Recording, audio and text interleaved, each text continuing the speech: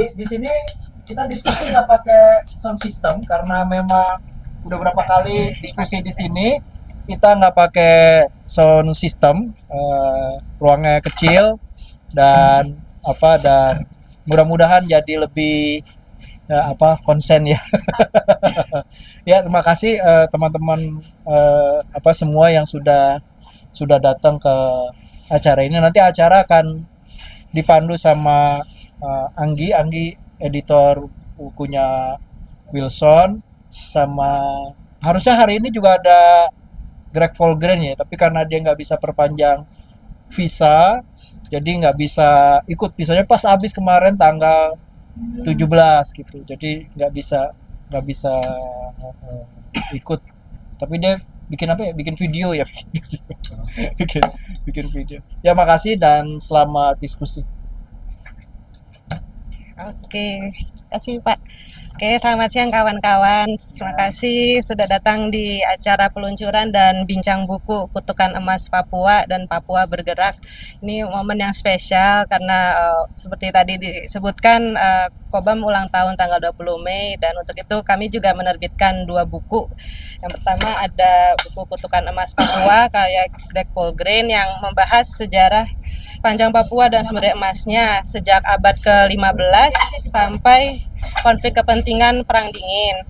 Juga ada bukunya Bang Wilson, Papua Bergerak, yang memotret pergerakan rakyat Papua dari berbagai elemen ya, untuk mewujudkan visi Papua Tanah Damai.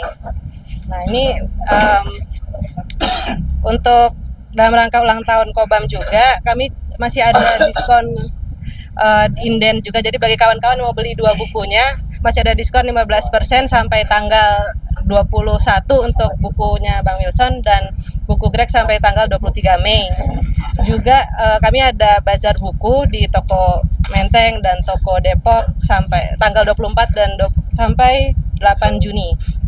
Tuh, oke, kita bisa mulai ya. Satu narasumbernya Bang Usman masih di jalan.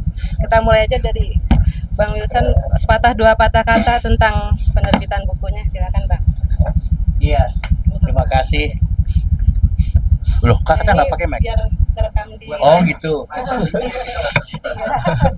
Terima kasih untuk kawan-kawan yang mau hadir di semacam soft launching 2 buku, yaitu buku saya Papua Bergerak dan bukunya Greg Volgren sebetulnya tentang kutukan Freeport, kira-kira begitu. Tapi Greg Volgren katanya sudah habis visanya kemarin, jadi tidak bisa datang hari ini. Terima kasih untuk Kobam juga yang sudah mau menerbitkan buku saya dengan sampul yang agak subversif. Saya bilang sampulnya harus agak berani, saya bilang, supaya bukunya mengundang aparat dan kelompok-kelompok ekstrim, saya bilang. Karena dengan begitu jadi promosi gratis, jadi bisa cepat laku, saya bilang. Dibuatlah alit ambara dengan simbol bendera OPM. Wah, bagus nih Lid, gue bilang. Harus sering-sering buat buku dengan simbol-simbol OPM begini. Itu. Terus juga saya juga terima kasih dengan terbitnya buku ini karena hari ini saya bisa ketemu dengan Bu Adriana, dulu komandan saya di pusat kajian Papua LIPI. Ya, saya kebetulan hampir 3 tahun menjadi staf di sana, jadi satunya yang bukan ASN di staf pusat kajian Papua LIPI yang membantu riset Papua Roadmap, updating Papua Roadmap ya. Ya, tapi juga gara-gara saya di JDP itulah saya rajin menulis, meneliti lagi karena itu aktivitas yang saya banyak lupakan dengan aktivitas politik praktis saya di gerakan, kira-kira begitu. Jadi saya ikut hanyut dengan rohnya LIPI, meneliti. Ya udahlah, akhirnya saya teliti banyak hal, saya tulis-tulis. Tapi sebagian besar yang saya tulis ini penelitian terlibat dulu ya. Artinya apa yang saya tulis saya ngalami sendiri ya. Artinya politik kaum muda Papua, tentang Paternel Estebai, gerakan budaya, Tapol Papua. Saya hampir terlibat di semua isu-isu yang saya tulis menjadi riset-riset kecil ini, kira-kira begitu. Nah, yang paling penting adalah saya anggap buku ini sebagai satu pesan solidaritas dari Indonesia kepada perlawanan di Papua, terutama anak-anak muda di Papua. Jadi saya menempatkan buku ini sebagai solidaritas dari kita orang Indonesia yang bergerak untuk demokrasi, ya, untuk keadilan sosial, untuk rakyat Papua. Karena situasi di Papua sangat begitu berat ya. militerisme di Indonesia mulai ramai semenjak Undang-Undang TNI disahkan berapa bulan yang lalu ya, sudah ya. Iya, tapi militerisme di Papua sudah berlangsung sejak tahun 69 sampai hari ini saya bicara. Ya. Tidak terputus militerisme di Papua sampai hari ini makin ekstrim. Ya di bawah pemerintahan rezim Prabowo, ya penambahan ya militer di beberapa wilayah secara masif dilakukan, terutama di Merauke ya. Ada proyek food estate di sana. Ya, itu jadi buku ini sebagai ya semacam solidaritas, dan paling penting juga buat saya buku ini dibaca oleh kawan-kawan gerakan demokrasi, gerakan masyarakat sipil di Indonesia karena sangat miskin sekali ya buku tentang gerakan perlawanan di Papua ya, atau apa yang dilakukan oleh kawan-kawan anak-anak muda di Papua untuk menghadapi penindasan yang mereka anggap sebagai kolonial dari Jakarta, kira-kira begitu. Dan buku ini kira-kira menggambarkan secara umum bagaimana transformasi politik perlawanan di Papua yang dipimpin oleh anak-anak muda. Ya, jadi sebetulnya ada kesesuaian di Indonesia dan di Papua. Saya tulis buku ini, anak-anak muda di Papua sudah melakukan perlawanan, konsolidasi melalui banyak organisasi sejak awal ya, pertengahan 2000-an, kira-kira 2005 sampai sekarang kira-kira. Setelah Ties dibunuh ya sebagai ketua Presidium Papua, anak-anak muda mentransformasikan gerakan perlawanan menjadi lebih modern ya dan lebih transformatif ya, kira-kira begitu. Dan saya pikir juga di Indonesia terjadi kecenderungan yang sama. Kalau kita lihat 5 tahun terakhir ya, sejak gerakan reformasi di korupsi, mahasiswa, anak-anak muda yang memimpin gerakan perlawanan terhadap kebijakan-kebijakan oligarkis negara Indonesia ya, yang dipimpin oleh oligarki. Dan saya lihat dua anak muda ini mempunyai musuh yang sama sudah. Gerakan di Papua dan gerakan di Indonesia mempunyai musuh yang sama, kekuasaan oligarki yang militeris dan pro-modal, kira-kira begitu. Dan saya berharap karena anak muda yang saya tulis di buku ini menghadapi musuh yang sama dengan anak-anak muda gerakan mahasiswa Indonesia, harusnya bisa terbangun solidaritas yang cukup solid ya, menambah kekuatan dan juga membuka ruang demokrasi mungkin lebih cepat di Papua, sehingga kawan-kawan muda di Papua bisa merasa tidak sendirian berjuang untuk demokrasi di Papua. Saya mau sedikit, itu ada Sam Awom datang itu. Halo Pak Ketua. Sam Awom, koordinator petisi rakyat Papua, juga ketua Kontras Papua. Nah, saya lihat geografi perlawanan rakyat untuk Papua ada di 3 area penting ya. Dan saya gambarkan singkat saja, nanti ada kawan-kawan Surya, kawan-kawan ketua AMP yang bisa menjelaskan. Satu, teritori di Papua ya. Di Papua saya lihat gerakan anak muda yang memimpin perlawanan untuk menuntut hak sebagai sebuah bangsa ya. Ada KNPB di sana, ada Garda Papua, ada kawan-kawan gerakan mahasiswa, ada AMP di sana, kira-kira begitu. Dan saya pikir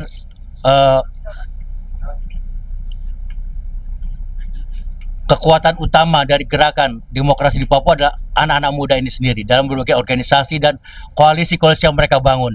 Koalisi terbesar yang mereka bangun 2 tahun yang lalu, PRP, petisi rakyat Papua. Itu ada 700.000 orang ya Papua yang menandatangani petisi. Setelah tahun 69, saya pikir ini satu semacam referendum kecil ya. OAP menentukan pilihannya, menolak referendum, menolak otsus, kira-kira begitu.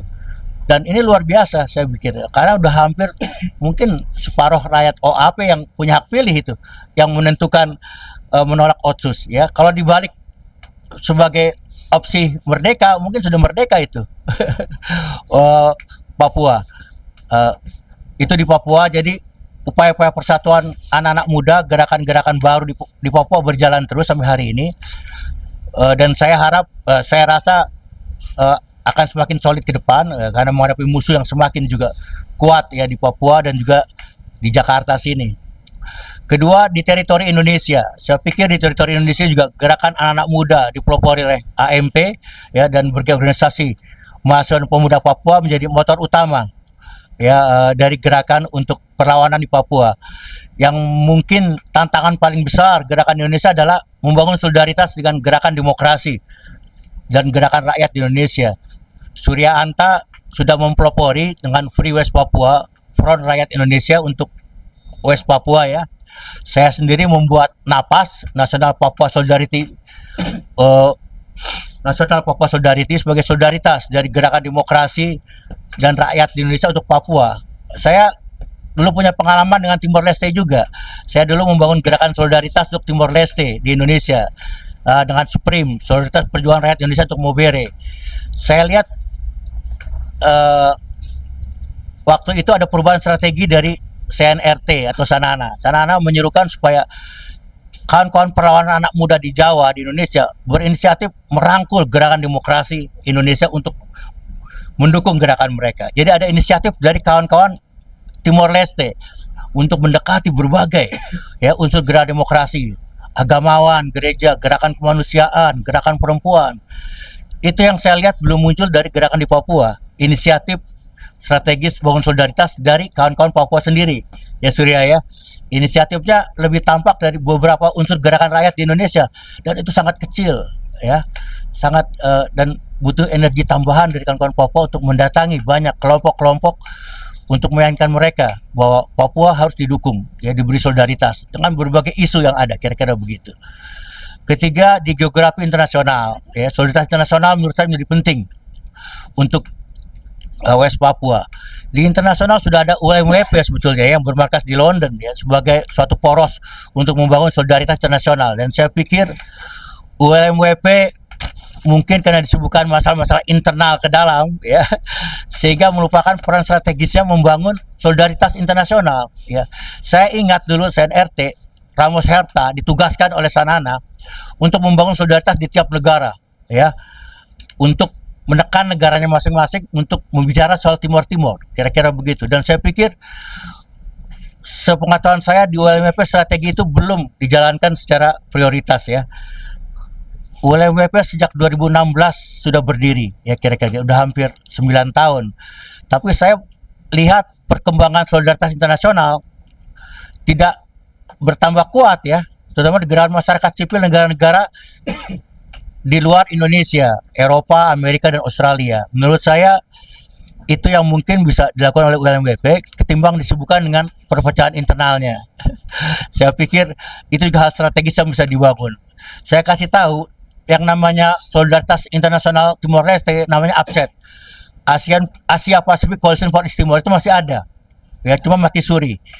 Beberapa organisasinya aktif dukung Papua sekarang, seperti ETAN di Amerika, TAPOL ya di London, masih dukung Papua. Menurut saya kawan-kawan gerakan di Papua mungkin bisa mendekati banyak organisasi yang menjadi pelopor APSET supaya mentransformasikan APSET menjadi isu West Papua, kira-kira begitu. Dan saya pikir itu sangat mungkin ya, itu yang paling mungkin bisa mentransformasikan solidaritas internasional untuk Papua.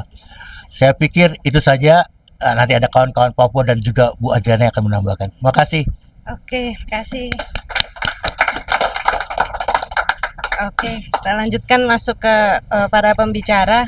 Yang pertama ada Bu Adriana, Bu Adriana Elizabeth, dulu peneliti di LIPI, koordinator tim kajian Papua 2004 sampai 2006. Lalu ada Surya Anta Ginting, juru bicara Front Rakyat Indonesia untuk West Papua, dan ada Kak Gino Alfred Dogomo, Ketua Umum Aliansi Mahasiswa Papua. Satu lagi ada Pak Usman Hamid, tapi masih dalam perjalanan. Oke, kita mulai saja dari Bu Adriana. Ya, 10 menit ya Bu. Terima kasih, kalau saya lupa diingatkan ya. Baik, selamat sore teman-teman semua. Pertama-tama saya ucapkan selamat kepada Wilson, sebenarnya juga kepada Greg ya, tapi Greg nggak bisa hadir. Saya sudah membaca bukunya Wilson. Mungkin saya akan memberikan sedikit ulasan saja ya. Jadi kenapa dipilih Papua Bergerak, itu artinya Papua beraksi ya Wilson ya. Papua beraksi. Aksinya aksi apa? Aksi politik gitu ya. Nah, aksi politik itu tegasnya. Kalau ini kan halusnya aksi politik gitu ya. Aksi politik ini ada beberapa sayap lah, kira-kira ada yang sayap diplomasi di luar negeri, kemudian ada yang bergerak di Indonesia atau pro demokrasi, dan juga ada yang sayap militer ya. Nah, ini semua Wilson tahu semua nih cerita-cerita ini gitu ya. Artinya juga dia cukup lama berinteraksi dengan Papua, terutama juga sangat membantu penelitian LIPI pada waktu itu terkait dengan updating roadmap yang kami buat di 2017 tentang gerakan politik kaum muda Papua dan juga diaspora. Nah, saya sebenarnya tidak terlalu mau bercerita banyak tentang isi bukunya, tapi ada satu atau paling nggak ada dua cerita yang ingin saya sampaikan. Pertama, kami peneliti atau akademisi kan punya kekurangan, punya keterbatasan. Jadi kenapa pada waktu itu Bung Muridan meminta Wilson juga untuk membantu karena dia kan juga banyak jejaringnya di masyarakat gitu. Nah, akhirnya kami buatlah buku tentang gerakan politik kaum muda. Ada editornya di sini, Mbak Rila Sumarila. Nah, saya cerita ya, Pak Wilson ini mungkin baru saya buka sekarang nih. Chapter yang paling susah itu chapternya Wilson. Karena tulisannya beda banget dengan akademisi yang lain gitu ya. Jadi kenapa waktu itu editingnya agak lama karena memang butuh effort gitu untuk menyamakan supaya nggak terlalu jelek kira-kira gitu bahasanya dan bisa diterima gitu sebagai representasi dari sebuah think tank pemerintah gitu ya. Dan terima kasih Rila sudah kerja keras waktu itu mengedit chapternya Wilson gitu. Tapi which is good ya karena itu jadi semua perspektif masuk di situ. Nah, yang kedua mungkin yang tidak diceritakan di dalam buku ini atau mungkin terlupa itu juga tentang bagaimana Wilson dengan satu teman di LIPI sekarang sudah profesor ya, Cahyo Pamungkas, membantu untuk let's say merawat konsep dialog yang pernah dimunculkan oleh LIPI pada waktu 2009 kemudian dikonsultasikan di Papua itu di 26 tempat dan juga diskusi dengan kelompok-kelompok migran. Nah, untuk merawat dialog itu kemudian Cahyo dan Wilson membuat serap aspirasi masyarakat ya untuk tetap menjaga bahwa dialog itu masih bisa diteruskan atau tidak kira-kira gitu. Nah, poin yang menarik satunya lagi, waktu kami mengadakan explorative meeting di Semarang, nah ini secara tidak sengaja Wilson itu pindah duduk gitu ya kan, duduk itu saya yang atur siapa duduk di sebelah siapa. Nah, waktu itu Wilson merasa terganggu dengan orang di sebelahnya yang selalu melihat ke laptopnya gitu. Akhirnya dia inisiatif pindah duduknya di belakang. Saya lihat dari depan karena saya fasilitator waktu itu. Kemudian dia dengan nggak sengaja menyilangkan kakinya terus nendang kaki meja. Nah, jatuhlah alat penyadap itu, kira-kira begitu. Jadi karena Wilson pindah, jadi kita tahu oh acara kita disadap gitu ya. Kemudian kita stop diskusi, kita coba menelusuri ada berapa banyak nih alat sadap itu. Ternyata ketemu 2. Nah, orang yang menyadap itu ada di ruang sebelah gitu ya. Nah, kemudian akhirnya pimpinan kami waktu itu pimpinan LIPI membuat surat kepada Sekjen Polhukam mengatakan bahwa bagaimana sebuah lembaga negara, lembaga pemerintah yang melakukan diskusi akademik kemudian dicurigai gitu. Akhirnya pimpinan bersurat mengatakan ini tidak selayaknya dilakukan kira-kira gitu. Jadi terima kasih Wilson sudah menendang kaki meja waktu itu, jadi kita tahu acara kita disadap gitu ya. Itu sebenarnya pengalaman yang sangat penting. Nah, mungkin untuk nanti kalau ada pertanyaan-pertanyaan saya bisa jawab, saya tidak mau memakan waktu terlalu lama, jadi saya langsung serahkan saja ke yang lainnya. Terima kasih, itu saja dari saya. Terima kasih Bu. Selanjutnya dari Mas Surya. Ya, jadi apa ya? Saya ngomong apa ya? Jadi solidaritas di buku ini sebenarnya Wilson sudah menjelaskan ya bagaimana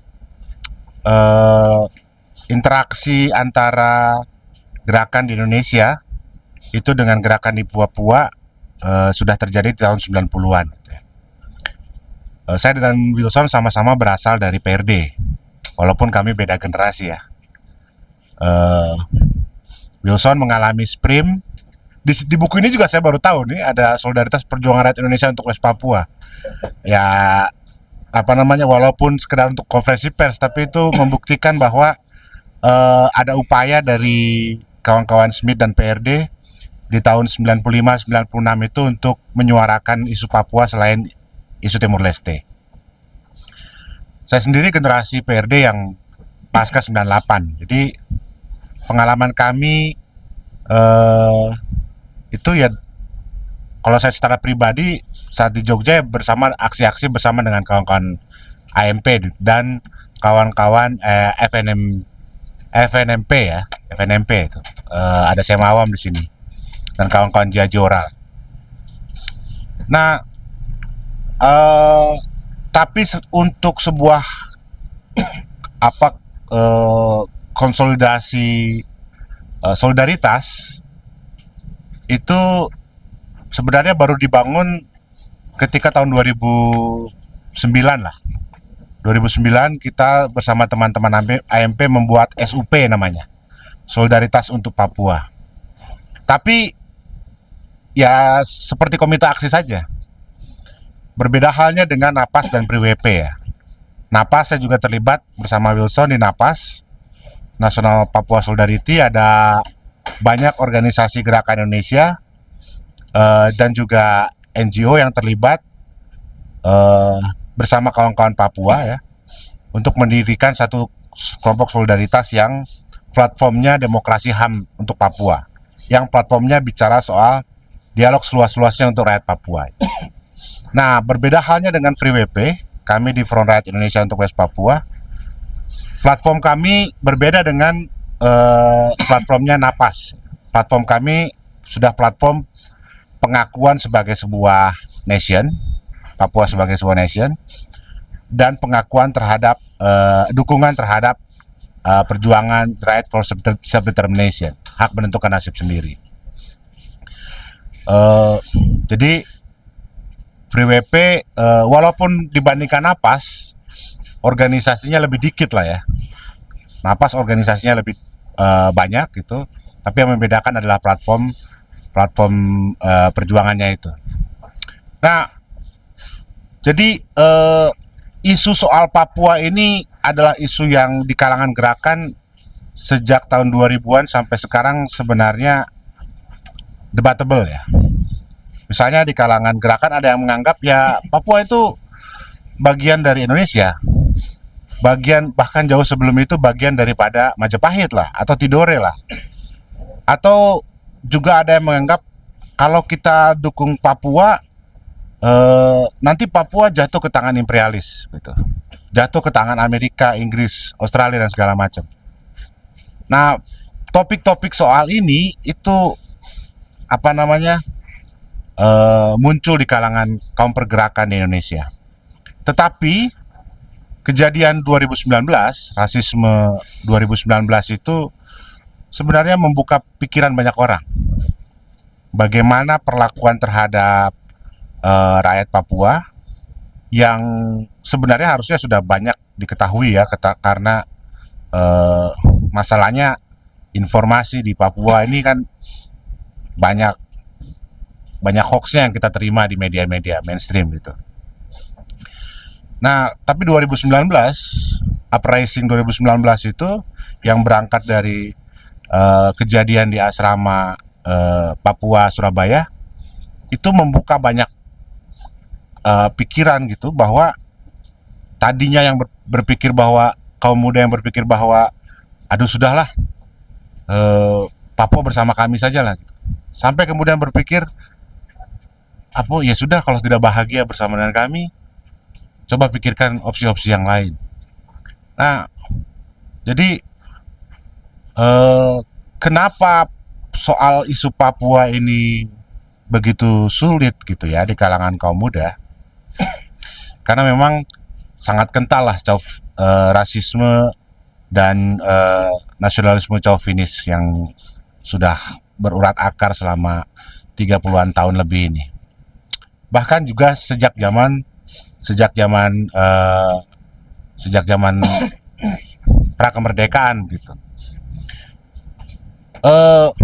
Di satu sisi kita mengalami kesulitan itu, tapi di sisi lain juga kita mengalami kesulitan di mana di kalangan penerimaan solidaritas dari rakyat Indonesia kepada rakyat Papua dari kalangan pergerakan kaum Papua itu sendiri dipandang mencurigakan. Ya. Ketika kami mendeklarasikan Front Rakyat Indonesia untuk West Papua, ada postingan yang menyatakan kami adalah kaki tangan JDP Ini kaki tangan LIPI nih kami nih. Jadi kami dianggap kaki tangan pemerintah dan kaki tangan LIPI begitu.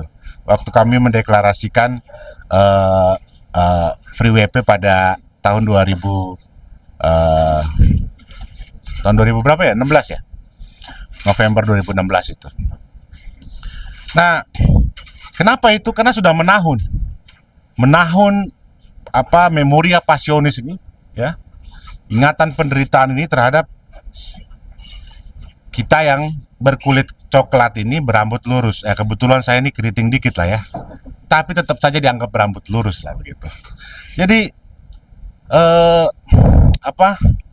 begitu menahun sehingga mengakibatkan ketika kita memberikan solidaritas kepada rakyat Papua, ada pikiran ini jangan-jangan mainan nih, jangan-jangan mainan dari aparat nih, jangan-jangan mainan dari NKRI begitu. Nah, di satu sisi kita juga berhadapan itu, di sisi lain juga kita berhadapan bagaimana sejarah soal posisi-posisi terhadap Papua ini sejak tahun 40-an itu sendiri masih belum banyak terkuak. Misalnya ya, orang Papua itu bukan sekedar benci terhadap nasionalisme Indonesia ya, tapi juga benci terhadap orang-orang kiri, karena Soekarno ini orang kiri, dan juga PKI itu kiri komunis. PKI turut mendukung aneksasi Papua lah dia dalam kacamata orang Papua. Tapi satu hal yang tak pernah kita kuak gitu ya, bagaimana ada perdebatan, ada posisi yang berbeda antara Tan Lingji di saat dia memimpin sebelum dia disingkirkan oleh Aidit, Nyoto dan teman-temannya itu. Tan Lingji sebagai pimpinan tua itu berposisi bahwa di dalam statementnya yang sampai hari ini saya belum ketemu ya, statement itu saya dapat dari tulisan Aidit yang mengkritik Tan Lingjisme lah begitu. Tapi tulisan Tan Lingjinya sendiri kita nggak pernah dapat bukti-bukti bahwa Tan Lingji sebagai ketua CCPKI waktu itu menolak untuk merebut Irian Barat. Kita sampai sekarang belum menemukan itu. Saya tanya sana sini juga belum dapat. Tapi ada perbedaan pendapat intinya, yang ternyata perbedaan pendapat tersebut bukan hanya dari Muhammad Hatta yang pengertian bahwa Papua itu sendiri bukan bagian dari Indonesia dilihat dari sudut pandang ras begitu kan. Nah, sementara Tan Lingji punya sudut pandang yang berbeda, bahwa sudut pandang bahwa ini provinsi yang lain, bukan ini provinsi Nederland Guinea gitu. Nah, kenapa waktu itu Aidit sendiri menganggap bahwa merebut Irian Barat adalah keharusan? Karena kalau menolak program merebut Irian Barat itu adalah program yang tidak populer. Itu disebutkan sendiri oleh dia, menyulitkan PKI karena ini program yang tidak populer. Jadi pada dasarnya sampai hari ini bicara soal Papua itu masih swimming against the tide. Ya, masih berenang melawan arus gitu. Tapi bagaimanapun saya pikir seperti kalau kita baca statementnya SPRIM ataupun statement deklarasinya PBB, kalau kita bicara soal kemerdekaan adalah sebuah hak segala bangsa, penjajahan arus di atas bumi harus dihapuskan, ya kita juga harus bicara soal bukan bagaimana filosofi politik itu bagus di masa lalu, tapi kok kemudian dalam prakteknya tidak menggunakan filosofi politik itu sendiri. Kita tidak lagi menggunakan sudut mata orang lain, orang Papua gitu ya, dalam menentukan kebijakan Papua, dalam menentukan masa depan Papua, tapi kita menentukan masa depan orang lain Papua dari kepentingan-kepentingan pribadi kita, dari kepentingan-kepentingan golongan kita, dari kepentingan-kepentingan yang orang Papua sendiri sebenarnya tidak pernah tahu itu yang di pegunungan. Di tahun 30-an atau di tahun 40-an tuh Indonesia itu apa gitu. di pertengahan 40-an itu sendiri mereka baru disebut Wamena di pegunungan. Artinya babi jinak. Wamena, ini babi jinak. Jadilah kita sebut sekarang Wamena.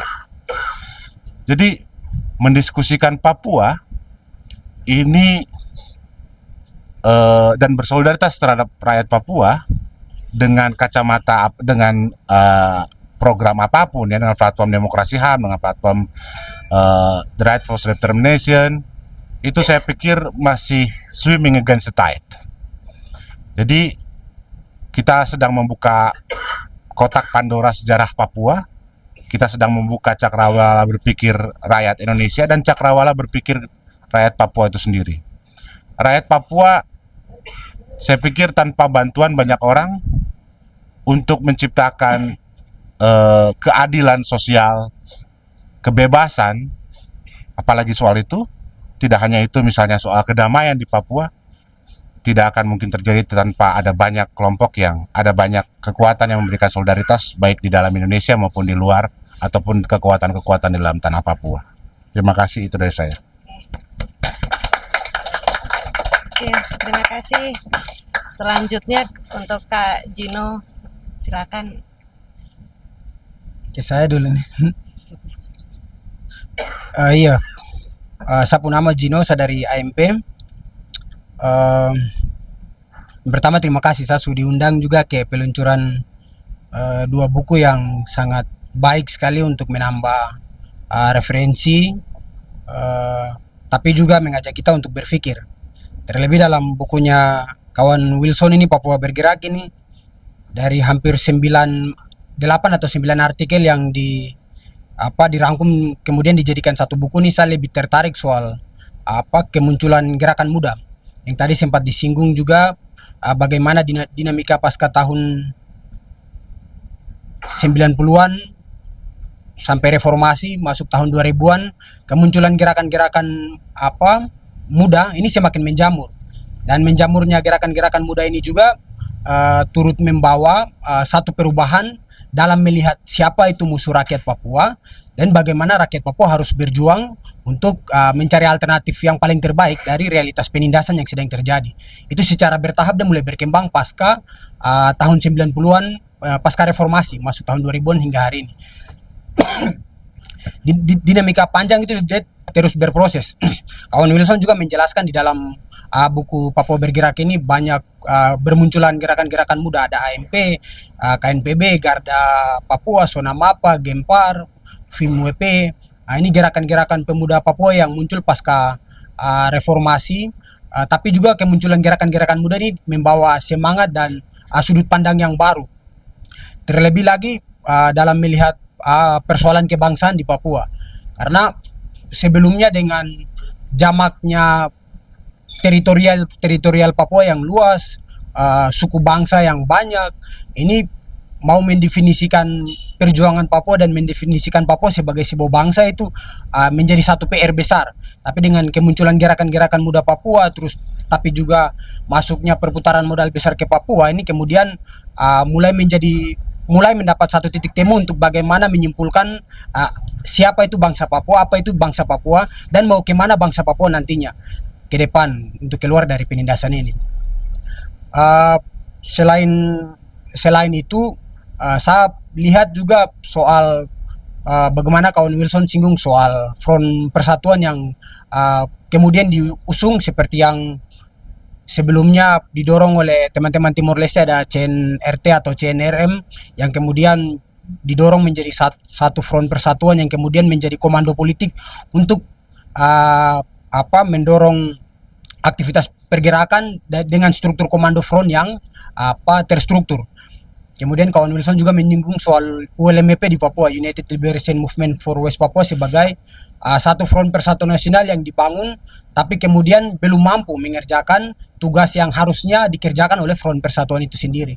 Jadi saya melihat dari catatan-catatan yang kawan Wilson buat dan muat dalam buku Papua Bergerak ini, selain ajakan untuk bergerak tapi juga sebagai bentuk kritikan untuk gerakan muda.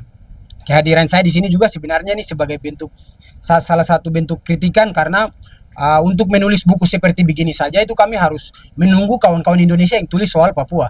Tapi untuk orang Papua sendiri mulai berani membuka diri menulis tentang apa yang terjadi, walaupun secara bertahap mulai ada, tapi saya pikir dengan munculnya buku dan hari ini dengan peluncuran buku ini juga menjadi satu bentuk kritik penting bagi kami, terlebih khusus Gerakan Muda, untuk mulai kembali menuliskan apa yang sedang kami perjuangkan dan arah perjuangan kami ke depan mau kemana, seperti begitu. Mungkin itu poin-poin penting yang mungkin saya bisa sampaikan. Nanti sebentar untuk perkembangannya kita bisa bicarakan atau kita diskusikan lagi di poin diskusi nanti.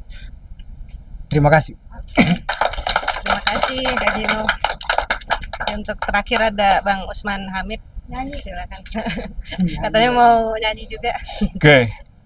Saya akan bawakan 3 lagu, enggak? Ini Bung Marco dan Bung Jaja Rizal bagus sekali taruh kompresornya di sini ya.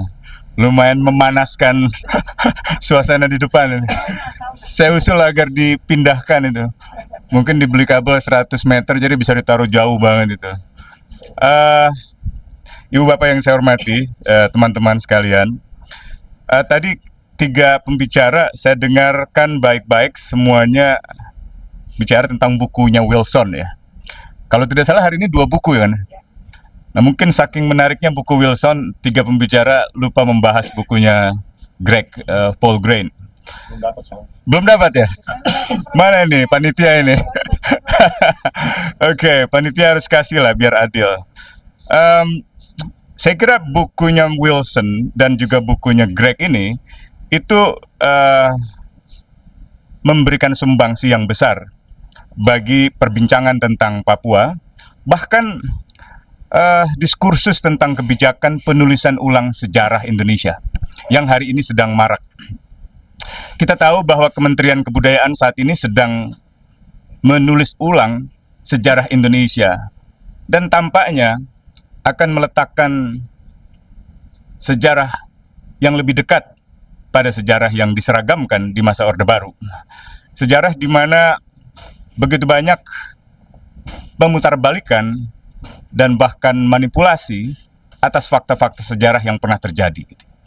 Nah, saya kira 2 buku ini perlulah kiranya diketengahkan di dalam perbincangan tentang penulisan ulang sejarah itu, yang saat ini berlangsung di Kementerian Kebudayaan dan juga di Komisi 10 Bidang Kebudayaan di DPR RI. Kenapa demikian? Pertama, Greg Paul Grain ini menulis sejarah Papua di masa lalu. Wilson ini menulis sejarah Papua di masa sekarang. Jadi Greg Paul Grain ini lebih menjelaskan tentang konstelasi global yang bahkan bukan hanya meletakkan Papua sebagai subjek yang berdiri sendiri atau objek yang dipelajari oleh para sejarawan, tetapi meletakkan Papua di dalam kepolitikan Indonesia yang lebih besar, di dalam sejarah menuju kemerdekaan, bahkan sejarah penggulingan kekuasaan Soekarno gitu. Nah, misalnya begini. Di dalam salah satu uraiannya Greg Paul Grain menjelaskan dengan sangat baik bahwa emas di Papua itu telah menjadi kutukan bagi orang-orang Papua. Emas tentu adalah sumber daya kekayaan alam yang luar biasa, yang menjanjikan kesejahteraan, menjanjikan segala bentuk yang bersifat ekonomi, tetapi dalam faktanya, kelindan-kelindan sejarah itu menunjukkan justru Papua dengan emasnya mendapatkan kutukan itu. Dengan kutukan itu, orang-orang Papua hidup di dalam kesengsaraan, di dalam penderitaan, di dalam ketertindasan. Tetapi persoalan Papua dengan emasnya itu sebenarnya bukan soal baru. Kan banyak orang bicara tentang Papua dengan sumber daya emasnya, lalu terfokus kepada tambang emas Freeport-McMoRan, tambang emas di Grasberg, yang memang sangat besar dan sangat menentukan jalannya politik ekonomi Indonesia. Tetapi Greg Paul Grain ini menarik lebih jauh lagi ke belakang, ke beberapa abad sebelumnya, misalnya di abad 15-16, bahwa perdagangan emas itu sebenarnya telah dimulai jauh sebelum Indonesia itu ada. Orang-orang Papua menjual belikan emas avulial secara tradisional gitu, ke pasar Eropa, jauh sebelum orang-orang Eropa itu masuk ke Papua gitu. Dengan demikian kita bisa melihat bahwa Papua ada dalam bentangan sejarah dunia yang sangat panjang. Bahkan ketika masa-masa Indonesia mau menyatakan diri sebagai negara yang merdeka, Papua itu menjadi satu tema sentral di dalam menentukan kapan Indonesia merdeka dan bagaimana Indonesia dimerdekakan. Misalnya sumber-sumbernya Paul Green ini sangat kuat ya, selain buku, dokumen, arsip Amerika yang dideklasifikasi dari tahun 66 sampai tahun 99, juga ada wawancara langsung dengan para pelaku sejarah gitu. Mantan menteri luar negeri di bawah John F. Kennedy atau di bawah Lyndon Johnson yang menggantikannya kemudian.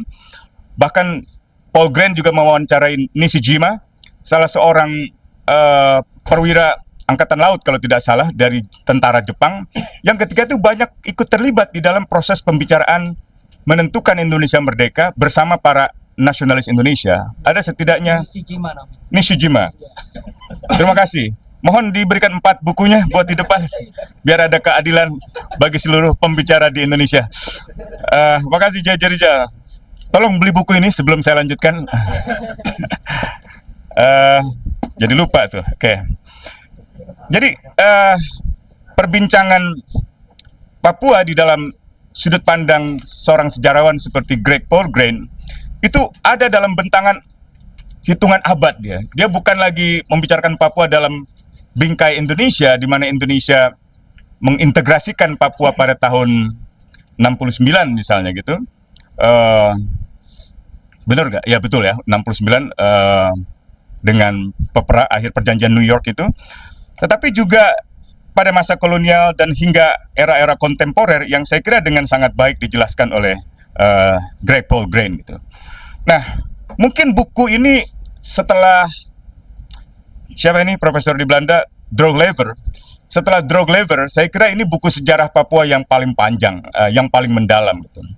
Buku Droglever itu kalau tidak salah mungkin 5-6 cm tebalnya itu, tentang Act of Free Choice, tentang penentuan pendapat rakyat Papua yang di dalam pandangan Greg Paul Green juga dipandang banyak memiliki kekurangan gitu, karena memang praktis PBB di sana, Perserikatan Bangsa-Bangsa, lebih berperan sebagai pengamat saja ketimbang memastikan bahwa orang Papua bisa mendapatkan haknya secara demokratis gitu.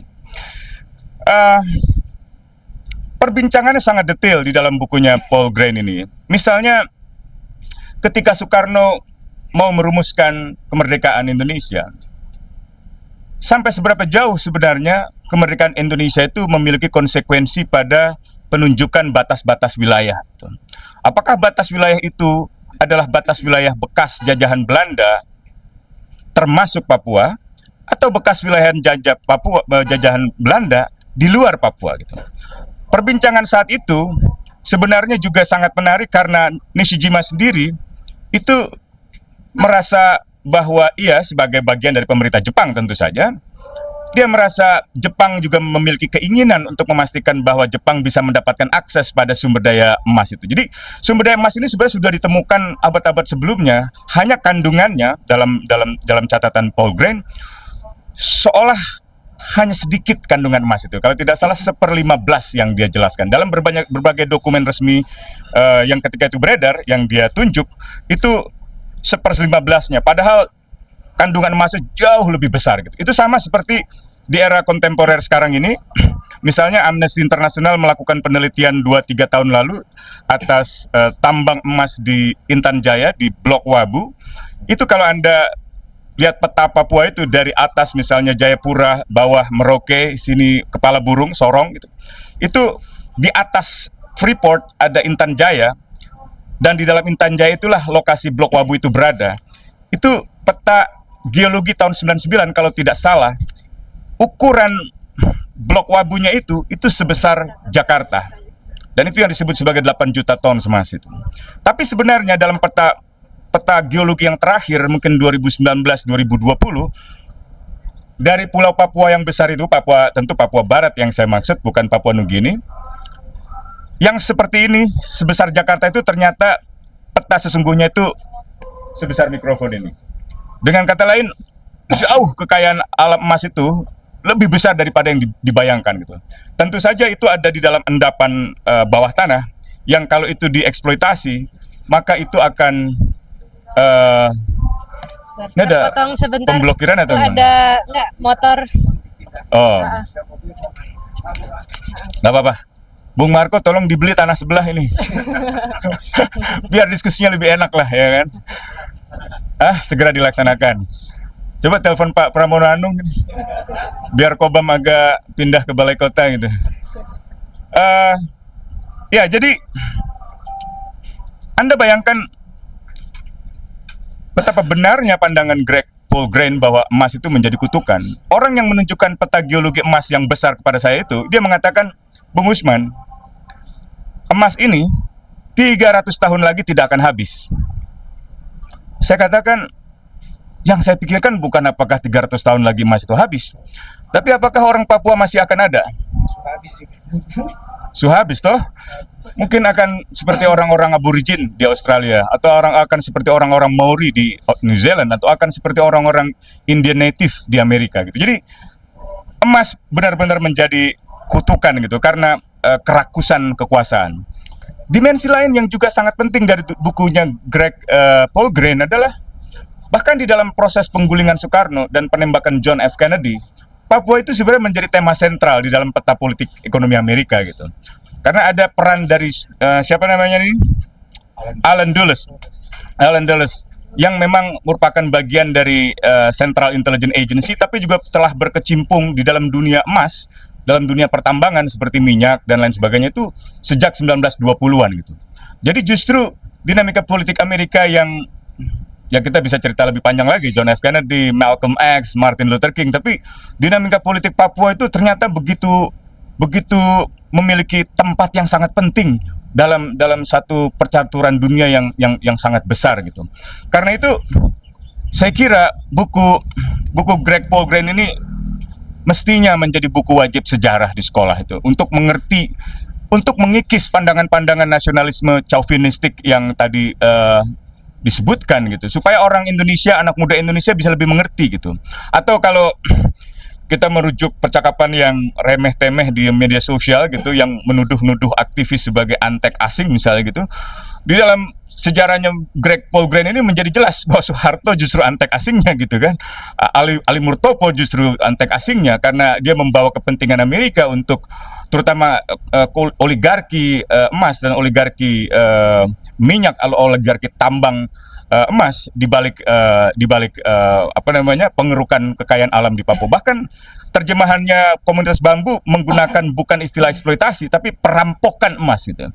Jadi perampokan itu diksi yang dipilih Obam, entah lagi Kobam maksudnya lagi mabuk atau enggak saya nggak tahu ya. Tapi istilah itu dipilih saya kira dengan sengaja.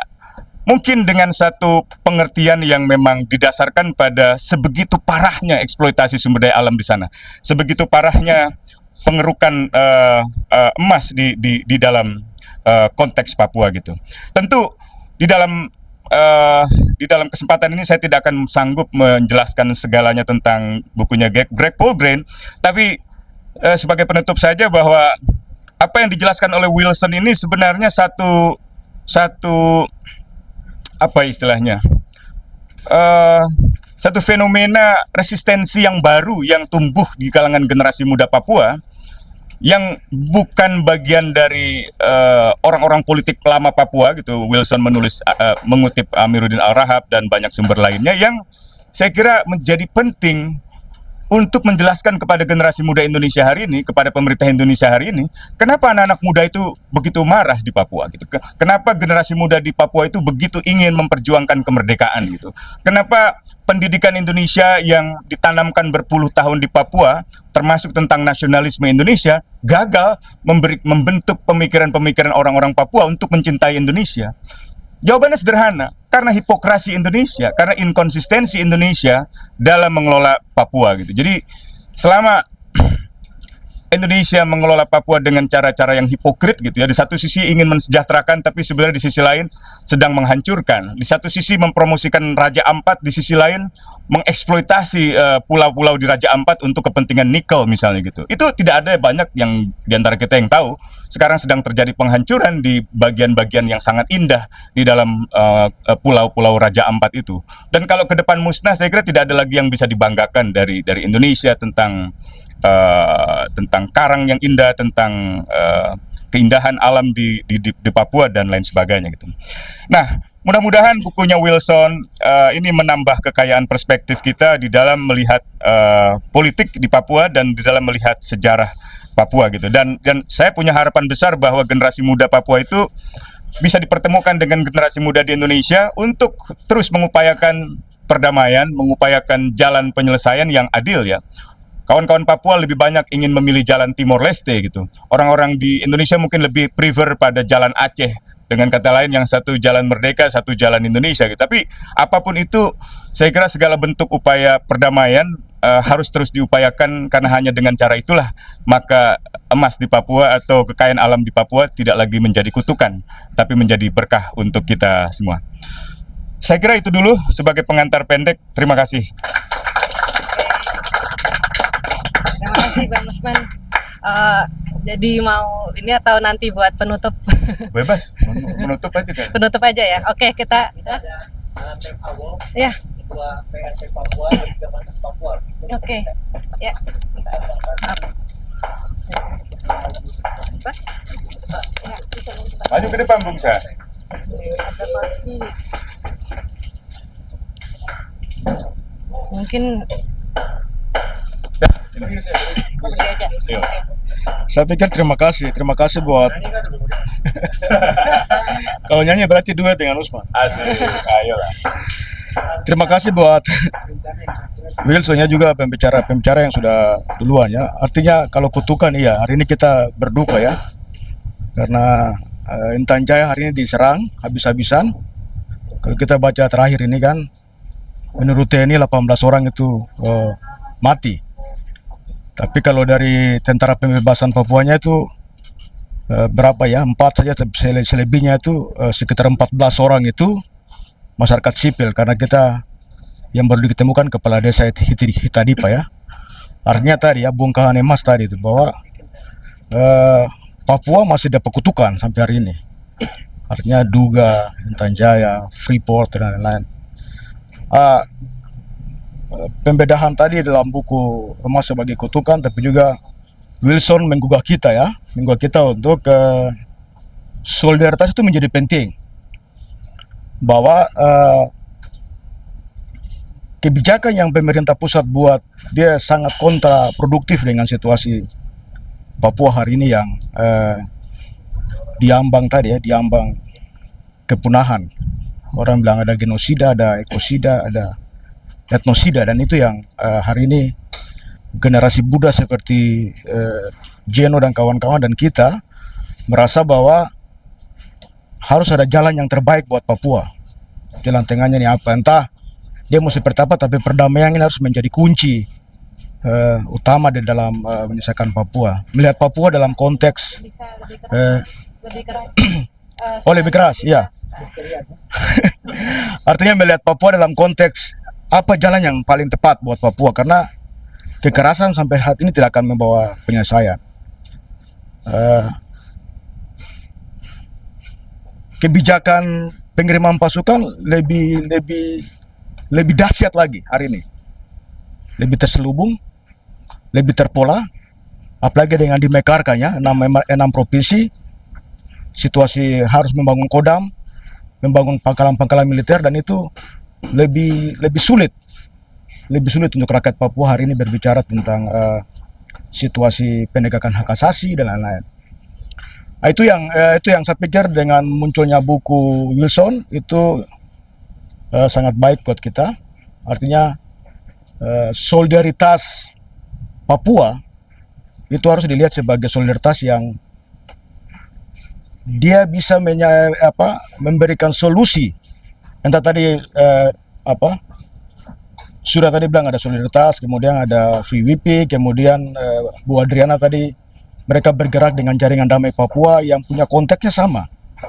Papua tidak bisa dibangun dengan pendekatan militeristik atau kebijakan yang dipaksakan dari pusat Jakarta, tidak bisa. Papua harus dibangun dalam konteks dialog atau perdamaian atau ada solusi. Papua harus dibangun dalam konteks itu. Selama pendekatannya militer yang selalu dibangun, itu akan terjadi karena masyarakat adat yang hari ini berjuang itu, yang mereka hari ini pegang senjata di Hitadipa atau Intan Jaya, Duga, Freeport, itu masyarakat yang mempunyai tanah wilayah adat. Mereka yang punya wilayah, mereka dilahirkan di situ. Tapi tiba-tiba mau ada pasukan yang datang mau singkirkan mereka keluar dari wilayah adatnya. Orang yang punya tanah dan rumah pasti marah. Dan itu yang terjadi. Mereka itu ngangkat senjata dan mereka mengkontekskan mereka sebagai tentara pembebasan nasional. Mereka yang mempunyai wilayah adat. Hari ini mereka dibantai. Wilayah Intan Jaya sekarang itu kosong. Kalau istilah teman-teman di Intan Jaya, itu pemerintahan udara. Jadi birokrasinya menetap di Nabire. Nanti mereka cuma ke sana absen di Intan Jaya, terus mereka balik lagi dengan pesawat. Karena situasinya begitu. Itu situasi terakhir. Apalagi dengan situasi sekarang ya, operasi militernya cukup gila-gilaan, penembakan tiap saat, tiap malam, dan rakyat memang dalam kondisi trauma dan menuju ke kematian. Saya pikir terima kasih Usman dengan kawan-kawan juga semua. Ada Jeno, ada Surya, ada Bu Adriana, Wilson, dan teman-teman semua di sini. Saya pikir kita sama-sama berpikir untuk membangun solidaritas Papua yang kuat. Terima kasih. Terima kasih Pak Sem Awam, Koordinator Kontras Tanah Papua. Berhubung kita di luar ruangan, kemungkinan bisa hujan. Jadi sebelum hujan mungkin kita sesi tanya jawab kita persingkat aja ya. Jadi 3 penanya dulu, sebutkan nama dan pertanyaannya. Silakan, siapa yang mau memberi pertanyaan atau tanggapan? Ada yang mau? Ibu Magdalena. Ini belum baca bukunya sih. Ya, dari ada. Oh ya. Oke. Ini ngomongin keras begitu cuma buat HP doang. Ya, terima kasih. Saya belum baca bukunya ya, tetapi tentang keprihatinan saya nggak tahu apakah di situ ada konteks anak dan perempuan ya. Lagi-lagi karena isu saya di anak dan perempuan. Kalau bicara tentang violence-nya sendiri, itu yang pertama. Yang kedua, begitu lama ya pelanggaran HAM. Kalau belasan tahun lalu saya ke Papua, itu sendiri masyarakat Papua sudah mengatakan dalam kurun waktu 25 tahun akan kurang kenceng ya suaranya. Ya. Memang nggak bisa ini ya. Okay. Dalam saya rasa nggak usah pakai ini. Kalau di sini buat pura-pura aja. Pura-pura ada audio. Oke, dalam belasan tahun lalu saya ke Papua. Waktu itu saya masih komisioner KPAI. Jadi itu bertemu dengan kelompok masyarakat sudah mengatakan 25 tahun lagi mungkin ini sudah ada proses genosida gitu ya. Tetapi tentu pemerintah tidak akan mengakui itu. Tetapi yang perlu tadi Bapak yang sebelumnya mengatakan solidaritas, persoalan Papua bukan hanya persoalan Papua tapi persoalan seluruh bagian dari masyarakat. Jadi harus banyak alay gitu ya. Karena kalau kita lihat orang-orang yang ditugaskan di Papua itu misalnya TNI atau Polri pulang-pulang itu jadi kaya raya. Nggak ada yang nggak kaya raya. Kalau kayaknya itu menjadi entry point, dia naik pangkat atau dia menjadi kaya gitu. Itu juga perhatikan saja pejabat-pejabat yang ditempatkan di sana gitu. Jadi kalau generasi muda sekarang bergerak tetapi juga melihat persoalan violence yang militeristik, apalagi sekarang dengan lahirnya undang-undang duifungsi ABRI gitu ya, militerisme yang kami dulu ke Papua juga banyak anak-anak yang dilahirkan dari perkosaan atau hubungan dari militer terhadap perempuan Papua. Itu kami bertemu juga waktu itu. Jadi ini juga menjadi catatan sehingga kalau melihat violence nanti itu melihat dua kelompok rentan itu anak dan perempuan itu secara global sih di wilayah damai atau konflik tetap mereka selalu menjadi korban. Mungkin itu saja dulu tanggapan saya karena saya belum baca buku ya. Tapi selamat berjuang dan saya pikir perlu banyak dukungan juga untuk Papua. Baik di KPAI itu dulu juga ada untuk memikirkan anak Papua, kemudian Komnas Perempuan juga begitu, dan banyak lagi kelompok-kelompok masyarakat yang saya lihat itu bisa menjadi satu kekuatan. Tetapi memang dalam pengalaman saya ketika bertemu dengan kelembagaan-kelembagaan pemerintah itu kayaknya mereka juga kerjanya parsial gitu ya. Jadi ada Papua Des di sini, tapi kita nggak tahu hubungan Papua Des yang satu dengan yang lain itu saling berhubungan atau tidak gitu loh. Padahal jadi budget yang dikeluarkan kan di sini dikeluarkan, di sini dikeluarkan, tapi dia tidak menjadi satu kesatuan yang utuh sebagai negara atau sebagai pemerintah melihat persoalan Papua. Jadi pertahanan itu lain, nanti yang ekonomi lain gitu. Saya pikir itu juga yang harus didorong, melihatnya itu menjadi satu kesatuan yang utuh. Itu mungkin dari saya. Terima kasih. Oh ya, saya Magdalena Sitorus ya. Oke. Terima kasih Bu Magdalena Sitorus. Untuk iya komisioner KPAI dulu ya. Iya. Mas Perempuan. Oke, untuk berikutnya tadi Kak bisa maju. Nanti yang keras ya Kak karena ini hanya untuk rekaman. Bisa maju. Di sini aja ya. Oh, di situ. Komentar terbaik dapat. Aduh. Oh, siap. Satunya aja. Oke baik kawan-kawan, selamat sore. Mungkin saya Anggenak dari KMP 2. Mungkin sebelum waduh. Ya dari AMP saya sudah. Kita sebenarnya saya mau kasih tanggapan karena buku kan ditulis dan juga kritikan untuk kami pribadi anak-anak Papua yang mungkin yang jarang menulis tentang sejarah perjuangan kita, tentang kebudayaan kita, tentang kekerasan yang terjadi di Papua. Kalau itu kritikan untuk kita, kalau tanggapan untuk buku, kalau bisa buku ini distribusi ke asrama-asrama. Minimal satu asrama begitu, biar yang merefleksikan, yang menjadi pembicara juga itu anak-anak di Papua yang kan banyak juga anak Papua yang tidak tahu sejarah, yang tidak tahu kenapa Indonesia sampai rakus sekali mau rampas Papua kayak begitu. Itu yang saya tanggapan seperti itu, dan juga supaya itu bisa jadi refleksi buat kita di komunitas-komunitas Papua yang ada di Jakarta, yang ada di Jawa Bali ini begitu. Jadi biar pengetahuannya juga jangan terpusat hanya di orang-orang yang punya uang. Ini kan buku mahal juga tuh. Jadi oh ya kamu. Jadi kita di dalam grup juga ada debat. Saya sempat bilang ini buku ini gratis kalau kita datang begitu. Karena saya rasa ini pengetahuan yang perlu didistribusi dan jangan sampai hanya dimiliki oleh kawan-kawan yang punya uang gitu. Kita kalau buku 100.000, 200.000 ini berarti satu minggu tidak makan mahasiswa begitu. Itu kalau yang tidak dapat beasiswa. Kalau dapat beasiswa mungkin. Tapi seperti itu saya punya masukan. Terima kasih untuk Abang Wilson yang sudah menulis dan juga Pak Itua Paul Green. Oke, mungkin itu saja yang saya tanggapan. Terima kasih.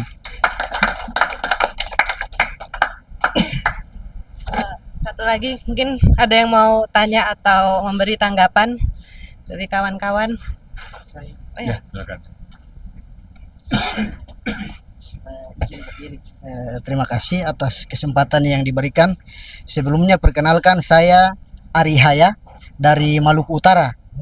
Dari Kabupaten Pulau Morotai, Desa Sambigitua, Kecamatan Morotai Timur. Saya terintegrasi di salah satu organisasi yang hanya ada di Maluku Utara, organisasi lokal di sana yang fokusnya ke gerakan. Namanya Samurai Maluku Utara. Kebetulan kemarin juga Samurai itu singkatan. Kepanjangannya Solidaritas Aksi Mahasiswa untuk Rakyat Indonesia. Sebenarnya dua buku ini penting. Saya sering terlibat juga dengan kawan-kawan di Maluku Utara, suarakan persoalan tarik militerisme di Papua dan seterusnya. Namun sebagian kawan-kawan di Maluku Utara tidak mempunyai pemahaman yang utuh, pengetahuan yang utuh terkait dengan bagaimana resistensi perlawanan baik itu di Pulau Jawa dan di wilayah yang lain, bahkan di Papua. Melalui mungkin referensi ini bisa menjadi satu tambahan buat memperkaya pengetahuan kawan-kawan di Maluku Utara agar mungkin solidaritasnya lebih masif lagi untuk bagaimana mensuarakan tarik militerisme di Papua dan isu-isu seputaran di Papua. Mungkin pertanyaan saya untuk ke penulis Bang Wilson, tadi tidak juga sempat dijelaskan bahwa perlawanan anak-anak muda dan beberapa organisasi yang terlibat dalam perjuangan gerakan anak muda di Papua di daerah-daerah mana saja, karena isu yang mungkin kita konsumsi di Maluku Utara dari teman-teman yang mungkin bekerja di Papua dan seterusnya bahwa pergerakan ini hanya berada di wilayah pegunungan, tapi di pesisir-pesisir ini tidak muncul. Ini yang kami dengar di Maluku Utara. Olehnya karena itu pada kesempatan ini juga saya ingin melayangkan pertanyaan ini kepada Bang Wilson sebagai penulis. Mungkin itu saya kembalikan. Terima kasih. Terima kasih. Mungkin 3 dulu, nanti kita lanjutkan dari Bang Wilson. Ya, saya respon dulu.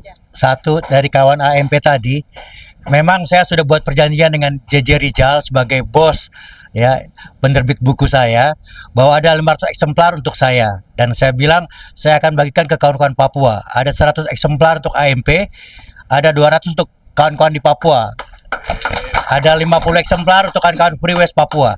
Jadi ada 350 memang untuk kawan-kawan gerakan di Papua. Nanti setelah diskusi ini kita ngobrol sama bosnya Kobam untuk realisasinya kapan bisa dieksekusi, kira-kira begitu.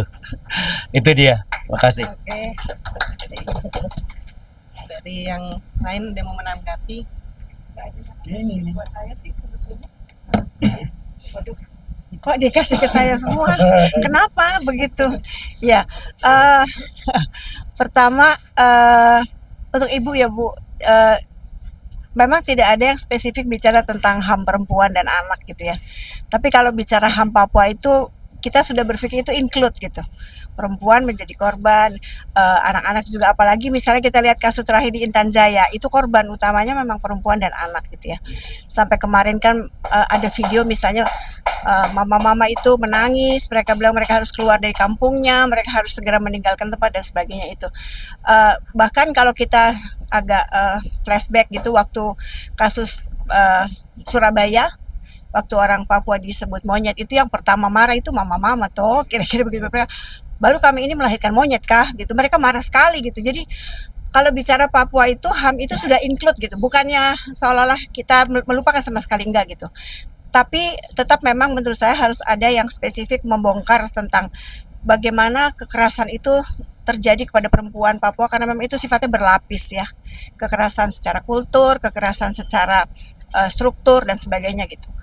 Nah, itu saya bukannya mau menumpang promosi ya, tapi buku updating roadmap yang ketiga itu kami spesifik bicara tentang hak perempuan Papua, terutama terkait dengan lingkungan. Ya itu.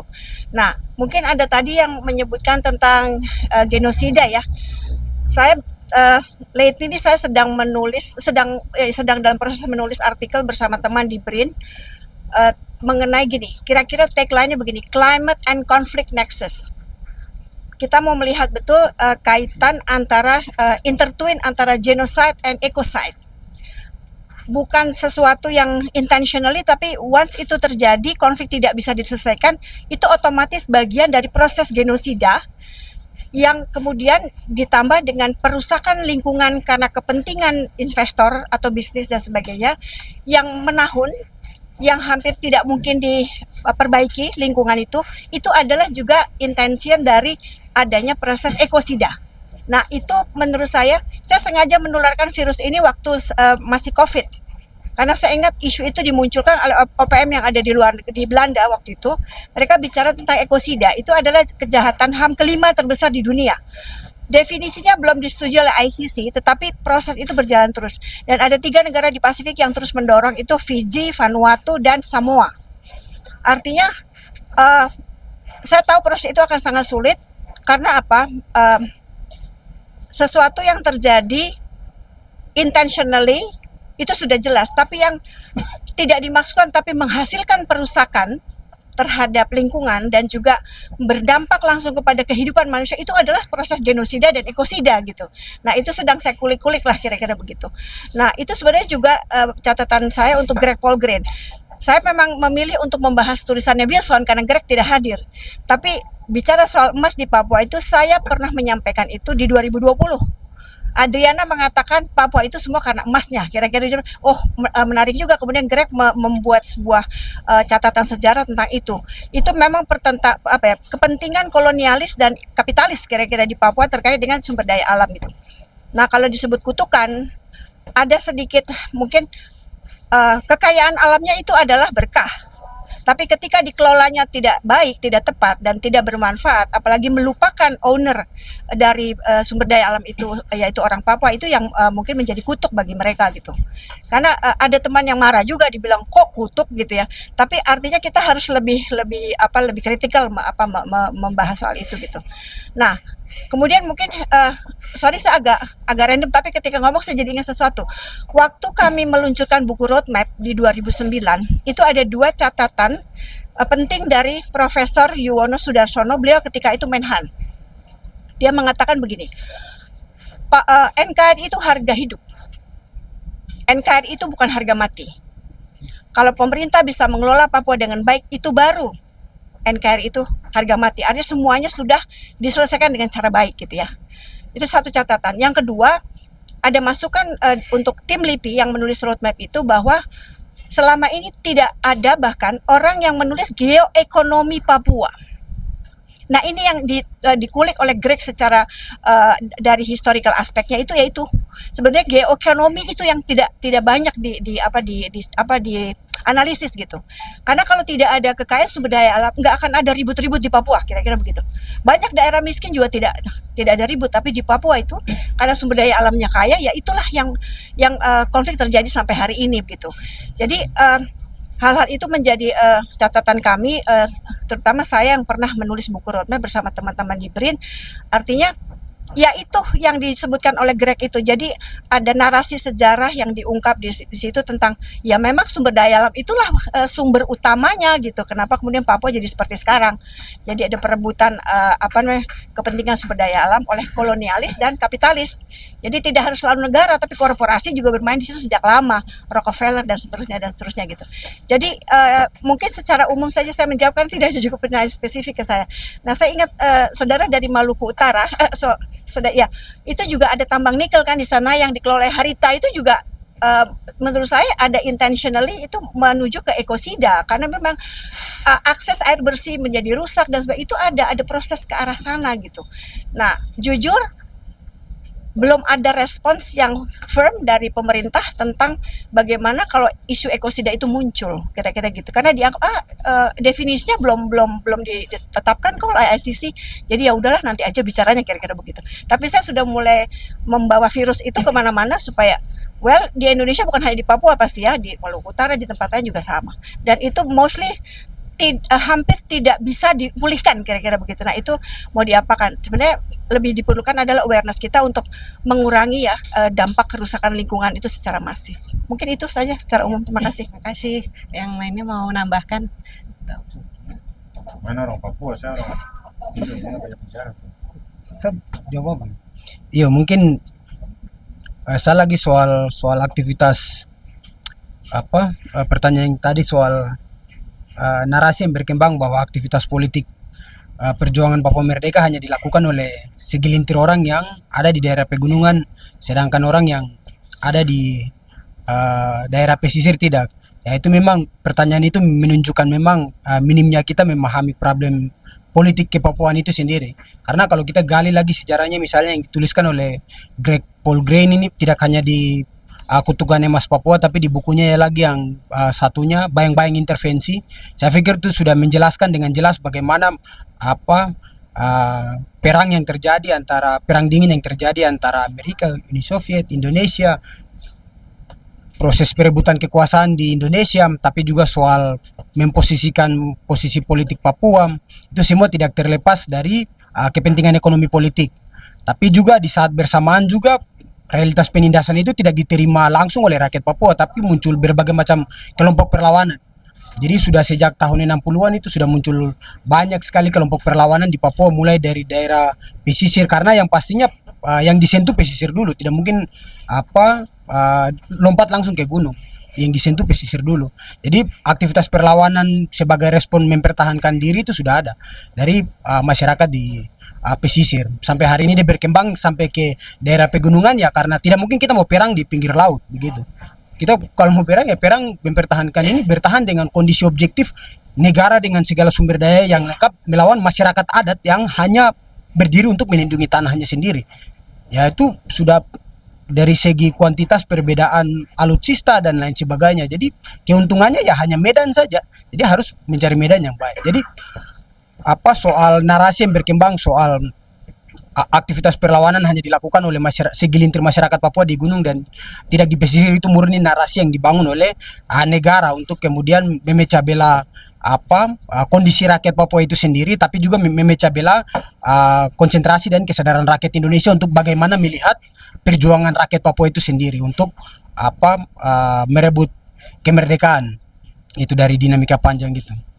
Saya pikir mungkin begitu. Nanti Surya atau Bang Usman lagi tambahkan. Mungkin sedikit kalau perspektif anak ya yang disampaikan oleh Bu Magdalena itu saya kira penting karena gerakan pemuda yang sekarang ini ditulis oleh Wilson itu kan sebenarnya sebagian adalah anak-anak muda yang menyaksikan orang tua mereka menjadi korban kekerasan, korban pelanggaran hak asasi manusia.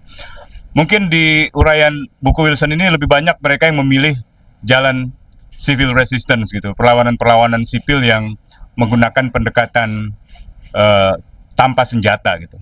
Tapi kalau kita periksa lagi mereka yang menggunakan senjata, salah satu yang paling menonjol misalnya Egyanus Kogoya, itu adalah seorang komandan militer TPNPB yang memutuskan untuk memberontak dengan senjata karena ia menyaksikan sendiri orang tuanya dibantai gitu.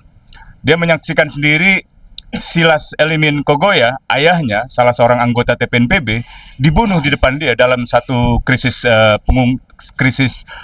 penyanderaan di Mapenduma gitu.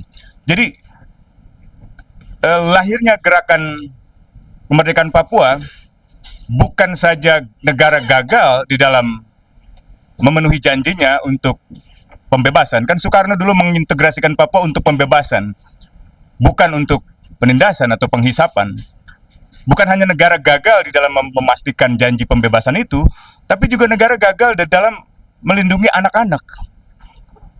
Itu luas sekali cakupannya. Dari mulai hak pendidikan, hak atas rasa keamanan itu. Orang seperti Egyanus Kogoya misalnya, dia lahir di distrik Mugi mungkin sekitar tahun 98-99 gitu. Umurnya baru 24-25 gitu, di masa-masa yang masih sangat produktif gitu. Dia sekolah mungkin di distrik Mugi, tapi untuk sampai tingkat SMP, SMA dia harus pergi ke Wamena. Itu banyak sekali orang-orang pedalaman di Papua yang untuk sekolah sampai SMP, SMA itu nggak ada sekolahnya. Harus sampai ke misalnya Wamena gitu. Apalagi kalau mau lebih tinggi lagi gitu. Jadi saya kira kalau didekati dengan perspektif anak, maka banyak sekali kegagalan negara di dalam membangun Papua gitu. Membangun dalam arti membangun itu banyak diidentikan dengan ekonomi. Ekonomi itu sebenarnya dari kata aikos dan nomos itu satu pengembangan kehidupan peradaban manusia yang menghormati alam, menghormati ekosistem gitu.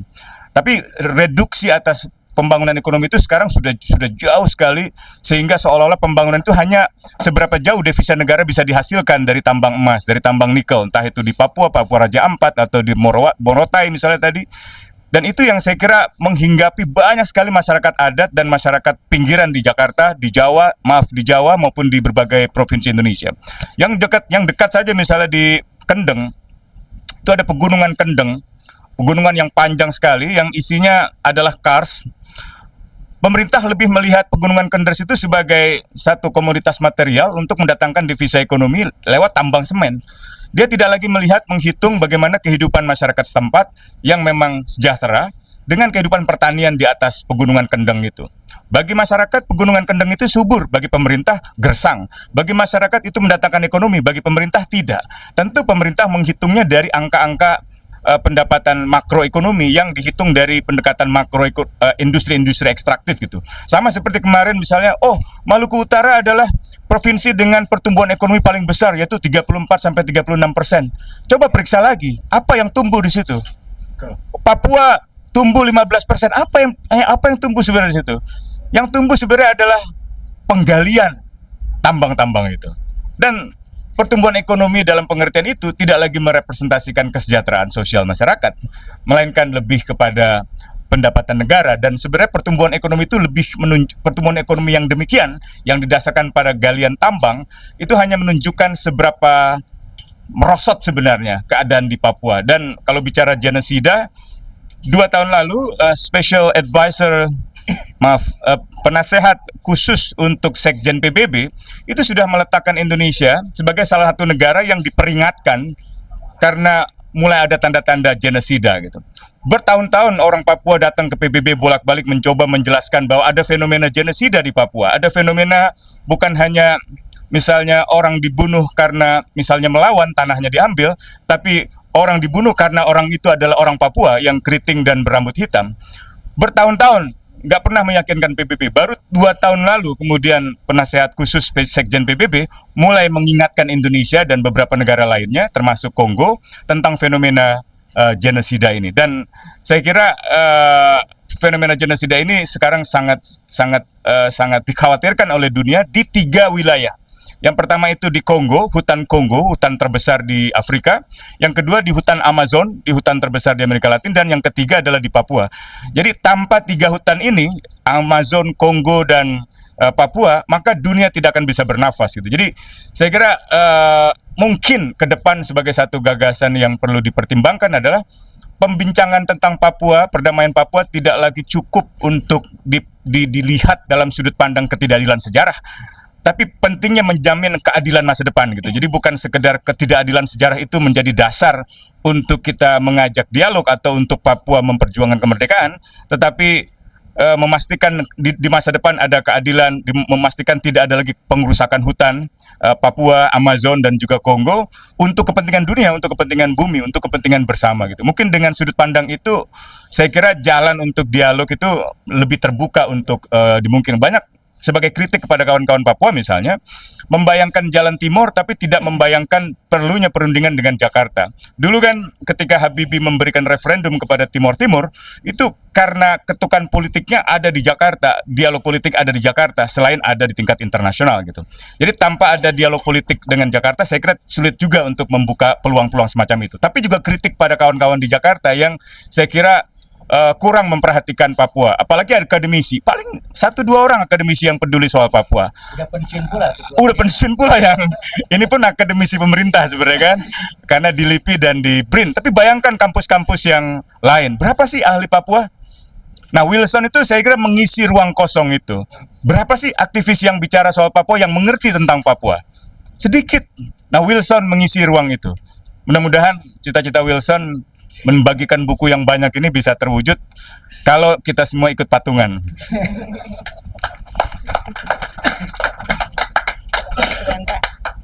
Oke, kita bisa mungkin 2 penanya lagi ya tadi Pak. Satu lagi siapa yang mau? Oke. Hai, cuman satu komen saja. Saya mau tangkap, nama saya Igi. Saya mau tangkap sesuatu yang Gino mengatakan tadi, bahwa minumnya cuman sedikit buku sejarah Papua yang ditulis oleh orang Papua. Tapi salah satu yang saya lihat adalah namanya One People, One Soul, judulnya, yang ditulis oleh Otto Ondowame. Cuman setahu saya cuman dalam bahasa Inggris ya. Jadi itu mungkin layak diterjemahin juga sih, atau dijadikan basis buat buku baru. Itu saja. Oh ya, oke, terima kasih. lagi Kak. Terima kasih kepada kawan-kawan semua. Perkenalkan, nama saya Rafiq, saya dari salah satu Universitas Surabaya, Universitas Erlangga. Saya pengen beri tanggapan bahwa terima kasih banget telah menyampaikan terkait kondisi Papua. Sejujurnya dari saya kecil sampai sekarang saya tuh sangat buta terkait kondisi Papua. Bahkan nggak cuma saya gitu. Tapi teman-teman saya di kampus pun berpikir bahwa oh, Papua ini adalah bagian dari Indonesia. Siapapun yang berpikir bahwa Papua ingin merdeka itu adalah musuh Indonesia gitu. Dan itu memang sudah mengakar banget di kalangan kita, kalangan mahasiswa dan kalangan anak-anak, karena sejarahnya memang ditulis demikian gitu. Nah, yang jadi pertanyaan adalah sebenarnya sejauh apa sih, tadi kan banyak banget membagikan buku dalam lingkungan internal ya kan, dari organisasi-organisasi yang bergerak untuk Papua. Tapi untuk yang eksternal atau yang bergerak di bidang kampus-kampus gitu, apakah sudah sejauh mana gitu? Apakah sudah bersolidaritas dengan para BEM-BEM yang ada di kampus universitas di top di Indonesia, misalkan UI, ITB, UGM, UNER dan lain-lain gitu. Itu sudah sejauh mana gitu sampai untuk solidaritas Papua gitu. Terima kasih.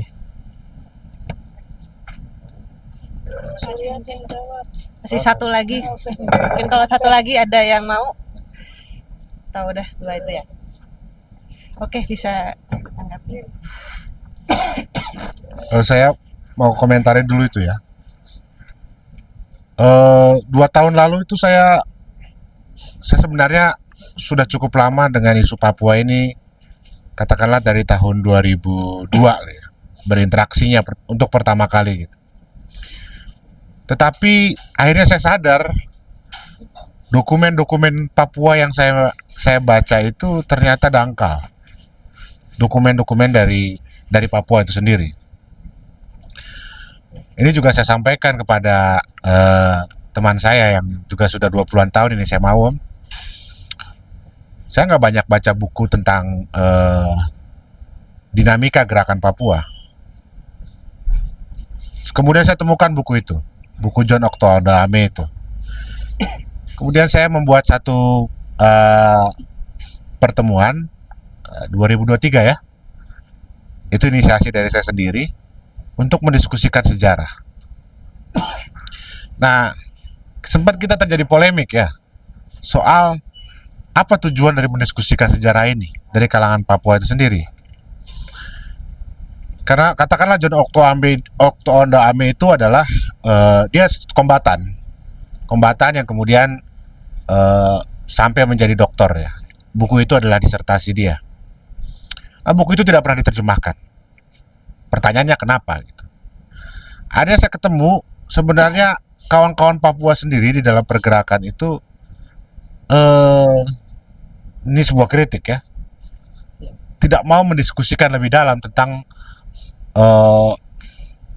apa penyebab keadaan perpecahan gerakan Papua pada hari ini. Contohnya tadi Wilson bilang soal ULMP, markasnya di London, itu kubunya Benny Wenda. KTT ULMP itu memutuskan markas itu di Jayapura, di Tanah Air. Itu contohnya itu ya. Atau pertentangan di antara Nicholas Jowe dengan Markus Kaisepo. Pertentangan di antara Jacob Rai dengan Setrum Korem. Jadi Papua diperhadapkan dengan harta yang begitu tinggi, tetapi juga perpecahan-perpecahan yang kita lihat menjadi berbagai faksi atau berbagai bahasa sana faksi ya, berbagai aliansi-aliansi. Ada perpecahan, ada persatuan, ada perpecahan, ada persatuan. Itu terjadi di kalangan sipil dan di kalangan militer. Ketika saya menghadiri undangan, saya menyampaikan bahwa konferensi ini bukanlah konferensi perpecahan. Ini kata yang saya sampaikan kepada kawan-kawan di sana. Tapi yang terjadi adalah ya perpecahan terjadi lagi. Di Papua ada 250 suku ya, nggak sesederhana yang kita bayangkan gitu, bahwa di Papua ini seharusnya lebih mudah dibandingkan di Indonesia begitu ya. Dan orang Papua itu sendiri pada hari ini adalah orang sisa-sisa. Tadi Wilson bilang sekitar 700-an terlibat di dalam petisi rakyat Papua, 700-an ribu. total populasi penduduk di Papua itu sendiri sekitar 5, sekian juta. Dan 48,9%-nya adalah orang Papua asli. Nah, selebihnya pendatang. Jadi kita sudah lihat masalah Papua ini kalau kita gunakan pendekatan yang katakanlah kita mau referendum orang Papua saja begitu ya, itu tidak akan legitimate. Tetapi kalau bersama dengan orang pendatang yang katakanlah sudah 20-30 tahun, tapi potensialnya orang Papua akan kalah di dalam referendum itu. Itu juga yang membuat orang Papua tidak mau berunding. Walaupun berunding itu kadang dianggap ngapain kamu berunding dengan Tan Malaka. Tetapi ya kalau pakai pikiran pengakuan kedaulatan, sekarang dalam posisi orang Papua itu sendiri sisa-sisa. Kalau dengan pikiran referendum, ada kekhawatiran kalah. Jadi begitu dilematis gitu. Tapi interaksi di antara orang Papua dan orang Papua peranakan atau orang Papua pendatang sebenarnya mulai semakin bertumbuh itu sejak pasca 98 ya. Semakin bertumbuh dengan 98 ketika ada forum Papua pendatang atau kemudian berkembang lagi di tahun 2019 ketika banyak orang-orang pendatang yang juga terlibat di dalam aksi-aksi anti rasisme. Nah, jadi di satu sisi kita melihat ada fakta perpecahan gerakan.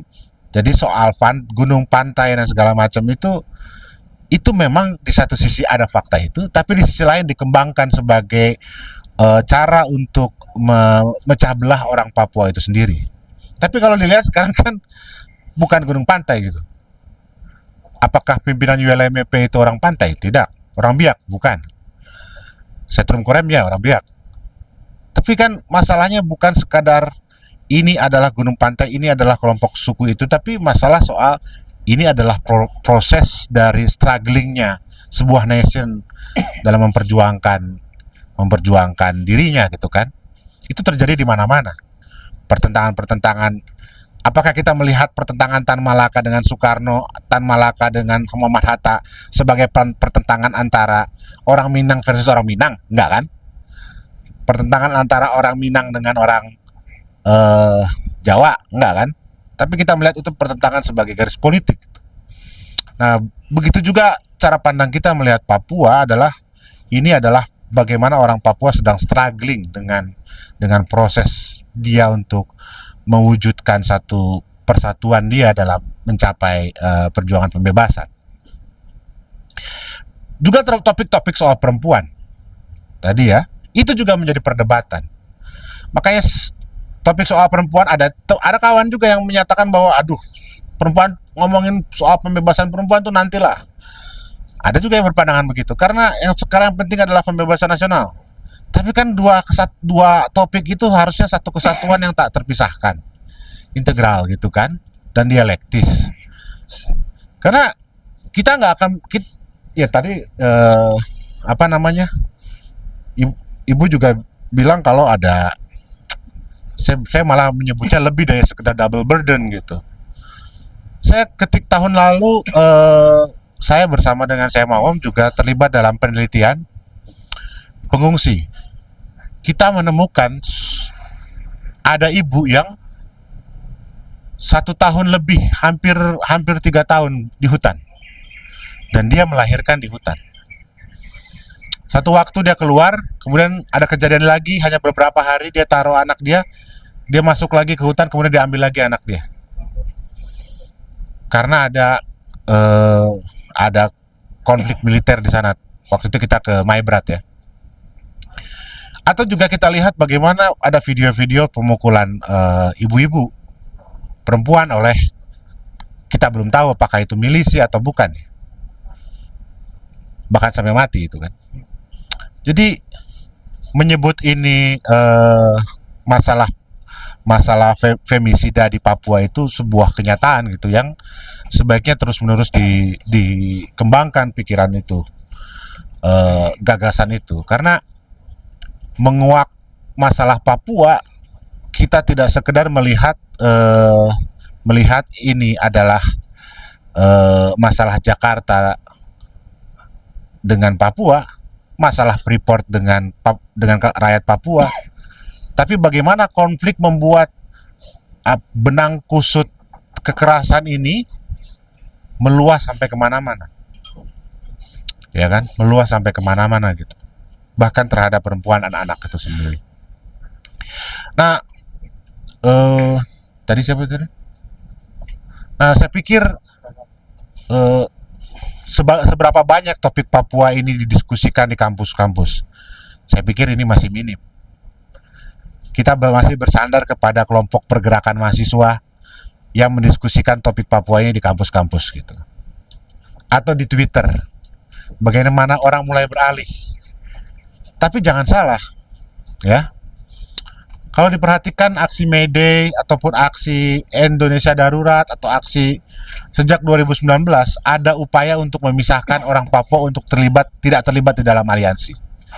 Kalau kawan-kawan Papua aksi gitu, mereka mau gabung di satu aliansi, langsung dikurung sama aparat. Atau waktu reformasi di korupsi, kemudian Omnibus Law, sampai dengan kemarin, terutama di reformasi di korupsi itu ada seruan tuh dari agar BEM-BEM itu nggak apa-apa kalian aksi, tapi jangan melibatkan Papua lah, jangan bareng Papua, jangan ngomongin Papua dan segala macam. Jadi isu Papua dikandangin, dan kaum pergerakan juga ada yang berpikir untuk ya udahlah, kita nggak usah main isu itu, nggak usah masukin itu, kita cari aman aja dulu. Seperti saya bilangin, ini masih swimming against the tide. Tapi saya menganggap saya lebih optimis ketimbang pertama kali saya mengenal Papua ya, di tahun 2002 itu. Kenapa? Karena dari berbagai momentum ini dan semakin banyak kelompok-kelompok yang mulai melihat, kelompok-kelompok mahasiswa yang mulai melihat masalah Papua, mereka nggak bisa tutup mata begitu ya, harus melihat soal rasisme, militerismenya. Saya pikir semakin banyak peluang agar isu ini dikembangkan oleh gerakan muda di Indonesia. Tapi juga di sisi lain, saya juga berharap kepada kawan-kawan pergerakan pemuda yang berangkat dari Pulau Jawa, dari luar Papua, kemudian terus berjuang di Papua, yang melihat mata Indonesia, melihat Indonesia itu bukan sekedar Prabowo, Jokowi, bukan sekedar partai-partai penguasa gitu ya, partai-partai di parlemen, tapi ini ada rakyat yang juga sudah mulai bergerak, sudah mulai berubah pikirannya dalam memandang Papua. Karena kalau tidak, mereka akan sekedar melihat Indonesia ini adalah negara gitu saja, nggak melihat bahwa di Indonesia ini ada perbedaan pandangan, terutama di kalangan rakyat dan kaum muda yang mulai melihat masalah ketidakadilan di Papua, rasisme di Papua adalah masalah polemik sejarah terhadap Papua, itu harus kemudian didiskusikan kembali dan diperdebatkan itu. Nah, tapi saya juga ada poin lain soal tadi siapa namanya nih? Usman. Sampai lupa ya, karena Usman serius banget bacanya nih. Nah, jadi Usman tadi bilang soal perundingan, ya. Ketika 2019, momen dimana saya mondok di pondok pesantren yang Usman dan Ibu Adriana datang itu, di pondok Makobrimob itu ya. Di situ saya berpikir orang Papua ini, pimpinan-pimpinan pergerakan Papua ini harusnya melihat momen 2019 ini sebagai momen perundingan. Tetapi apa yang dibilang oleh Benny Wenda waktu itu? Benny Wenda bilang, saya mau berunding dengan Jokowi kalau Sekjen PBB turun. Subhanallah, Sekjen PBB turun kan? Padahal itu momen yang sangat krusial di mana pemerintah sudah mulai khawatir, di mana pemerintah sudah mulai berpikir untuk berunding begitu. Jadi di situ kemudian saya memeriksa sejarah, terutama di buku John Octavian Damia itu ternyata gerakan Papua itu seringkali melepaskan window opportunity itu, jendela peluang itu. Jendela peluang itu tidak dimanfaatkan untuk satu kemenangan-kemenangan kecil. Jadi ini yang saya sebut sebagai sisi buruk dari mati merdeka. Sisi buruk dari mati merdeka. Mati merdeka itu sisi positifnya kamu konsisten. Tapi sisi buruknya kamu tidak melihat kesempatan-kesempatan untuk melompat dari batu lompatan satu ke yang lainnya gitu. Sehingga ketika ada peluang itu dianggap sebagai jebakan, dan peluang itu tidak dianggap sebagai upaya untuk merekonsolidasikan kekuatan, memperbesar demokrasi, memperbesar peluang menyingkirkan potensi-potensi ketidakadilan dan perusakan alam di Papua. Saya sering beri contoh ke teman-teman di Papua ini. Kalian semua ini bicara soal menolak transmigrasi ke Papua. Baru kenapa tidak bicara soal soal buat orang dari luar pakai paspor ke Papua. Seperti orang di Malaysia Semenanjung ke Sabah Sarawak pakai paspor gitu. Masih satu negara nih. Tapi ada kemenangan. Kemenangannya ada perjanjian politik yang membuat orang dari Semenanjung, orang dari Kuala Lumpur lah katakanlah begitu, ke Sabah Sarawak pakai paspor. Padahal itu bisa mengurangi kemudahan-kemudahan politik migrasi itu yang mengakibatkan orang Papua jadi sisa-sisa hari ini. Nah, kemenangan-kemenangan kecil itu memainkan taktik memenangkan kemenangan kecil atau mengambil kemenangan kecil itu seringkali dianggap sebagai pengkhianatan atau ketidakkonsistenan terhadap perjuangan mati merdeka. Padahal masalahnya adalah kalau tidak ada satu capaian-capaian kecil, capaian besar apa yang mau diharapkan? Seperti yang terjadi 2019, Papua dalam Undang-Undang Otsus menjadi 6 provinsi kan sekarang, dan segala macamnya. Terima kasih. Ya. Yang lain mau menanggapi? Kak Gino atau Bang Usman mau menanggapi? Udah. Oke. Oh ya.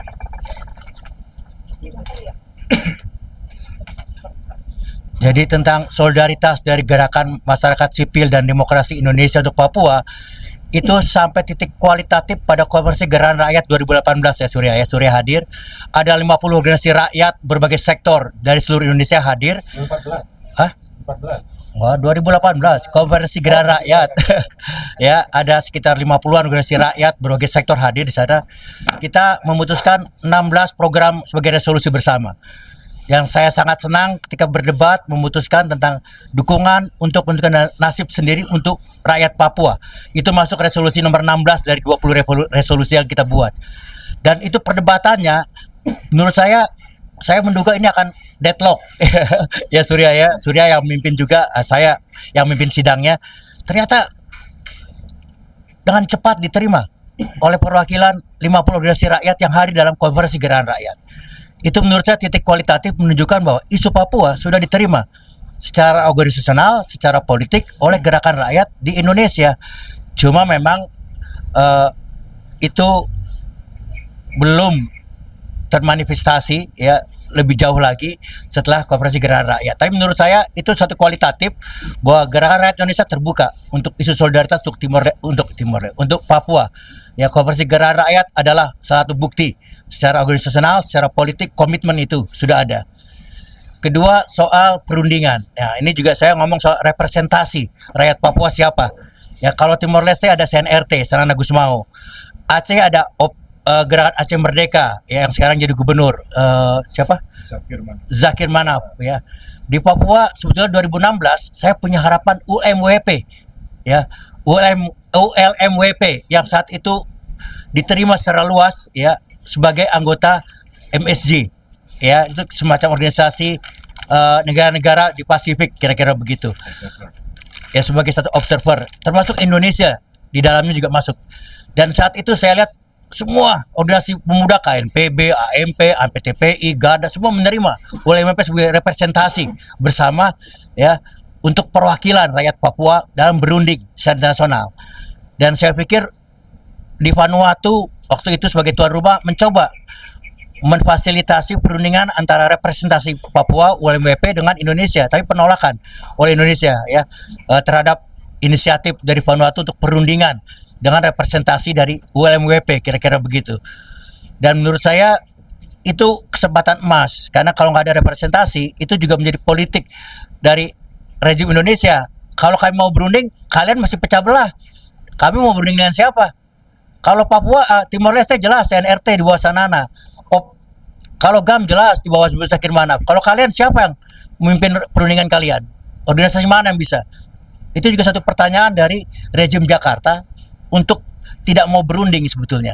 Nah, kesempatan emas tadi ngomong sudah, kesempatan itu ketika ULMWP berdiri 2016 itu kesempatan emas sebetulnya. Tapi kemudian ULMWP sendiri, ya, seperti Surya bilang, saya juga mengamati perkembangan ULMWP, ya, terjadi perpecahan internal di dalamnya. Menurut saya itu perpecahan yang biasa saja dan harus diselesaikan secara internal pula, ya, oleh kawan-kawan gerakan. Anak-anak muda ini yang menurutku bisa memaksakan supaya orang-orang tua di ULMWP itu bersatu lah, kira-kira begitu, ya.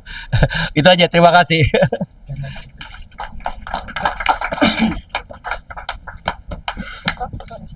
Terima kasih Magdalena.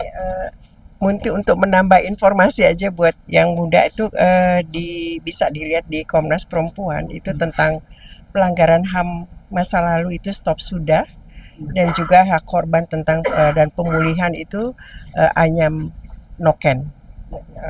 Tunggu sebentar ya, boleh. Anyam Noken kehidupan itu mungkin bisa menjadi bahan juga, ya. Itu aja. Makasih. Terima kasih kepada kawan-kawan dan para pembicara. Terakhir kita ada lagu juga dari Bang Usman buat penutup. Gitarnya udah dibawain. Oh, ada.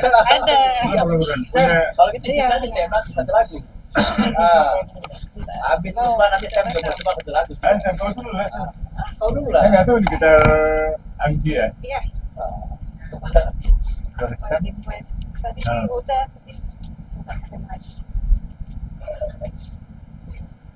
Per lagu berapa? Saweran, tanah mata di tengah. Bulan Oktober Usman akan manggung di Jogja Rockstar. Jogja Rockata. Rockkarta sebagai band pembuka Halloween. Kamu nyanyi ya? Beneran Bang Usman nanya. Ya, ada satu lagu buat Papua. Jadi, dia bikin lagu nih. Ya, Lebaran, jadi pas Lebaran kami liburan, ternyata liburan pun kepala ada di Papua gitu. Harus dituangkan dalam sebuah lagu. Aki bisa ikut ya? Sini dekat. Ayo.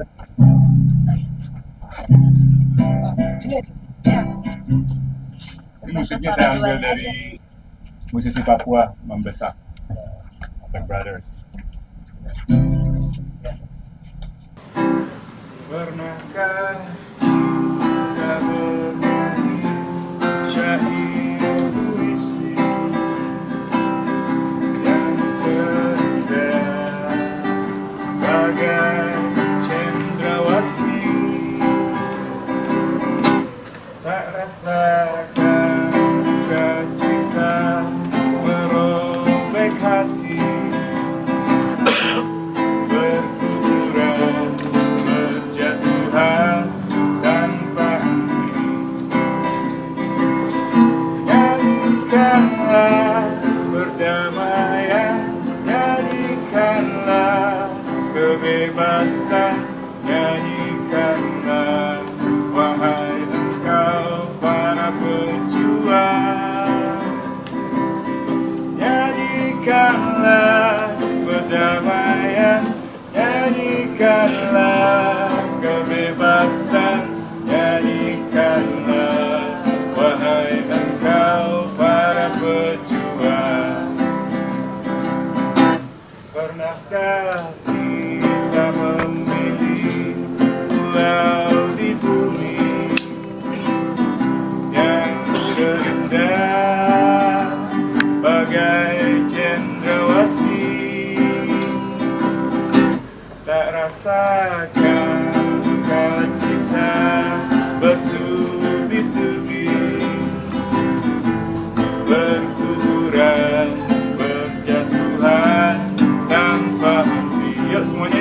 Nyanyikanlah perdamaian.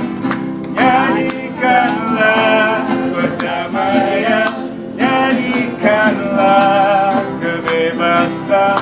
Nyanyikanlah wahai engkau para pejuang. Nyanyikanlah perdamaian. Nyanyikanlah pembebasan. Nyanyikanlah wahai engkau para pejuang.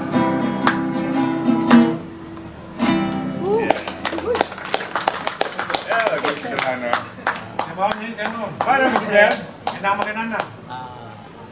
Ini penyanyi sebenarnya. Kalau tadi hanya provokator. Kalau Papua merdeka bangsa paling senang itu nyanyi terus kerjaannya. Oh ya.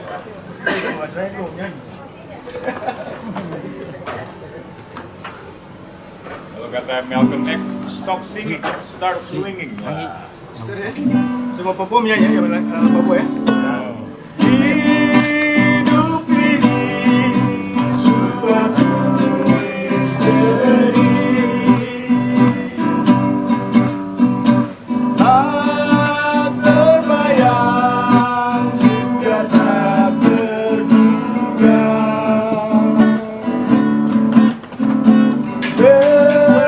Beginilah kenyataan hidup. Aku terkurung di dalam duniaku yang ku damba, yang ku nanti, tiada lain hanya kebebasan.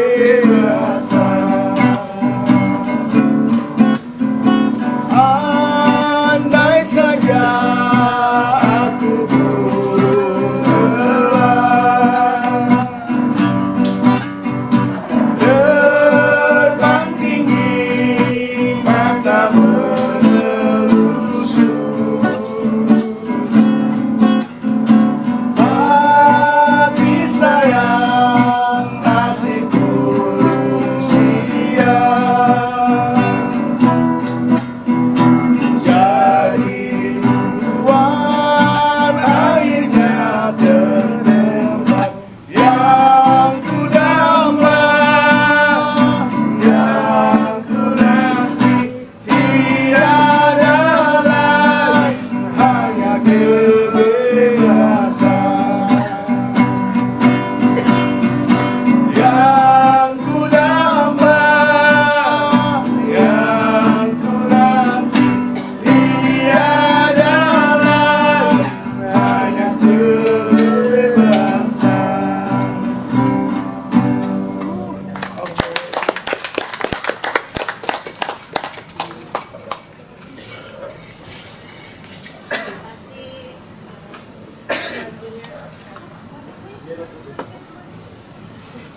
Satu tiga lagu dulu.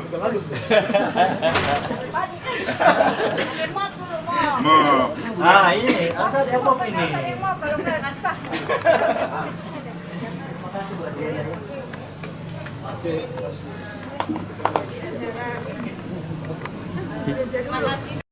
Kawan sudah pada hadir, terima kasih Bang Wilson, Bang Usman, Mas Surya, Kak Jino, Bu Adriana, terima kasih. Dan juga kawan-kawan semua yang hadir, mungkin kita foto bersama dulu ya sebelum bubar.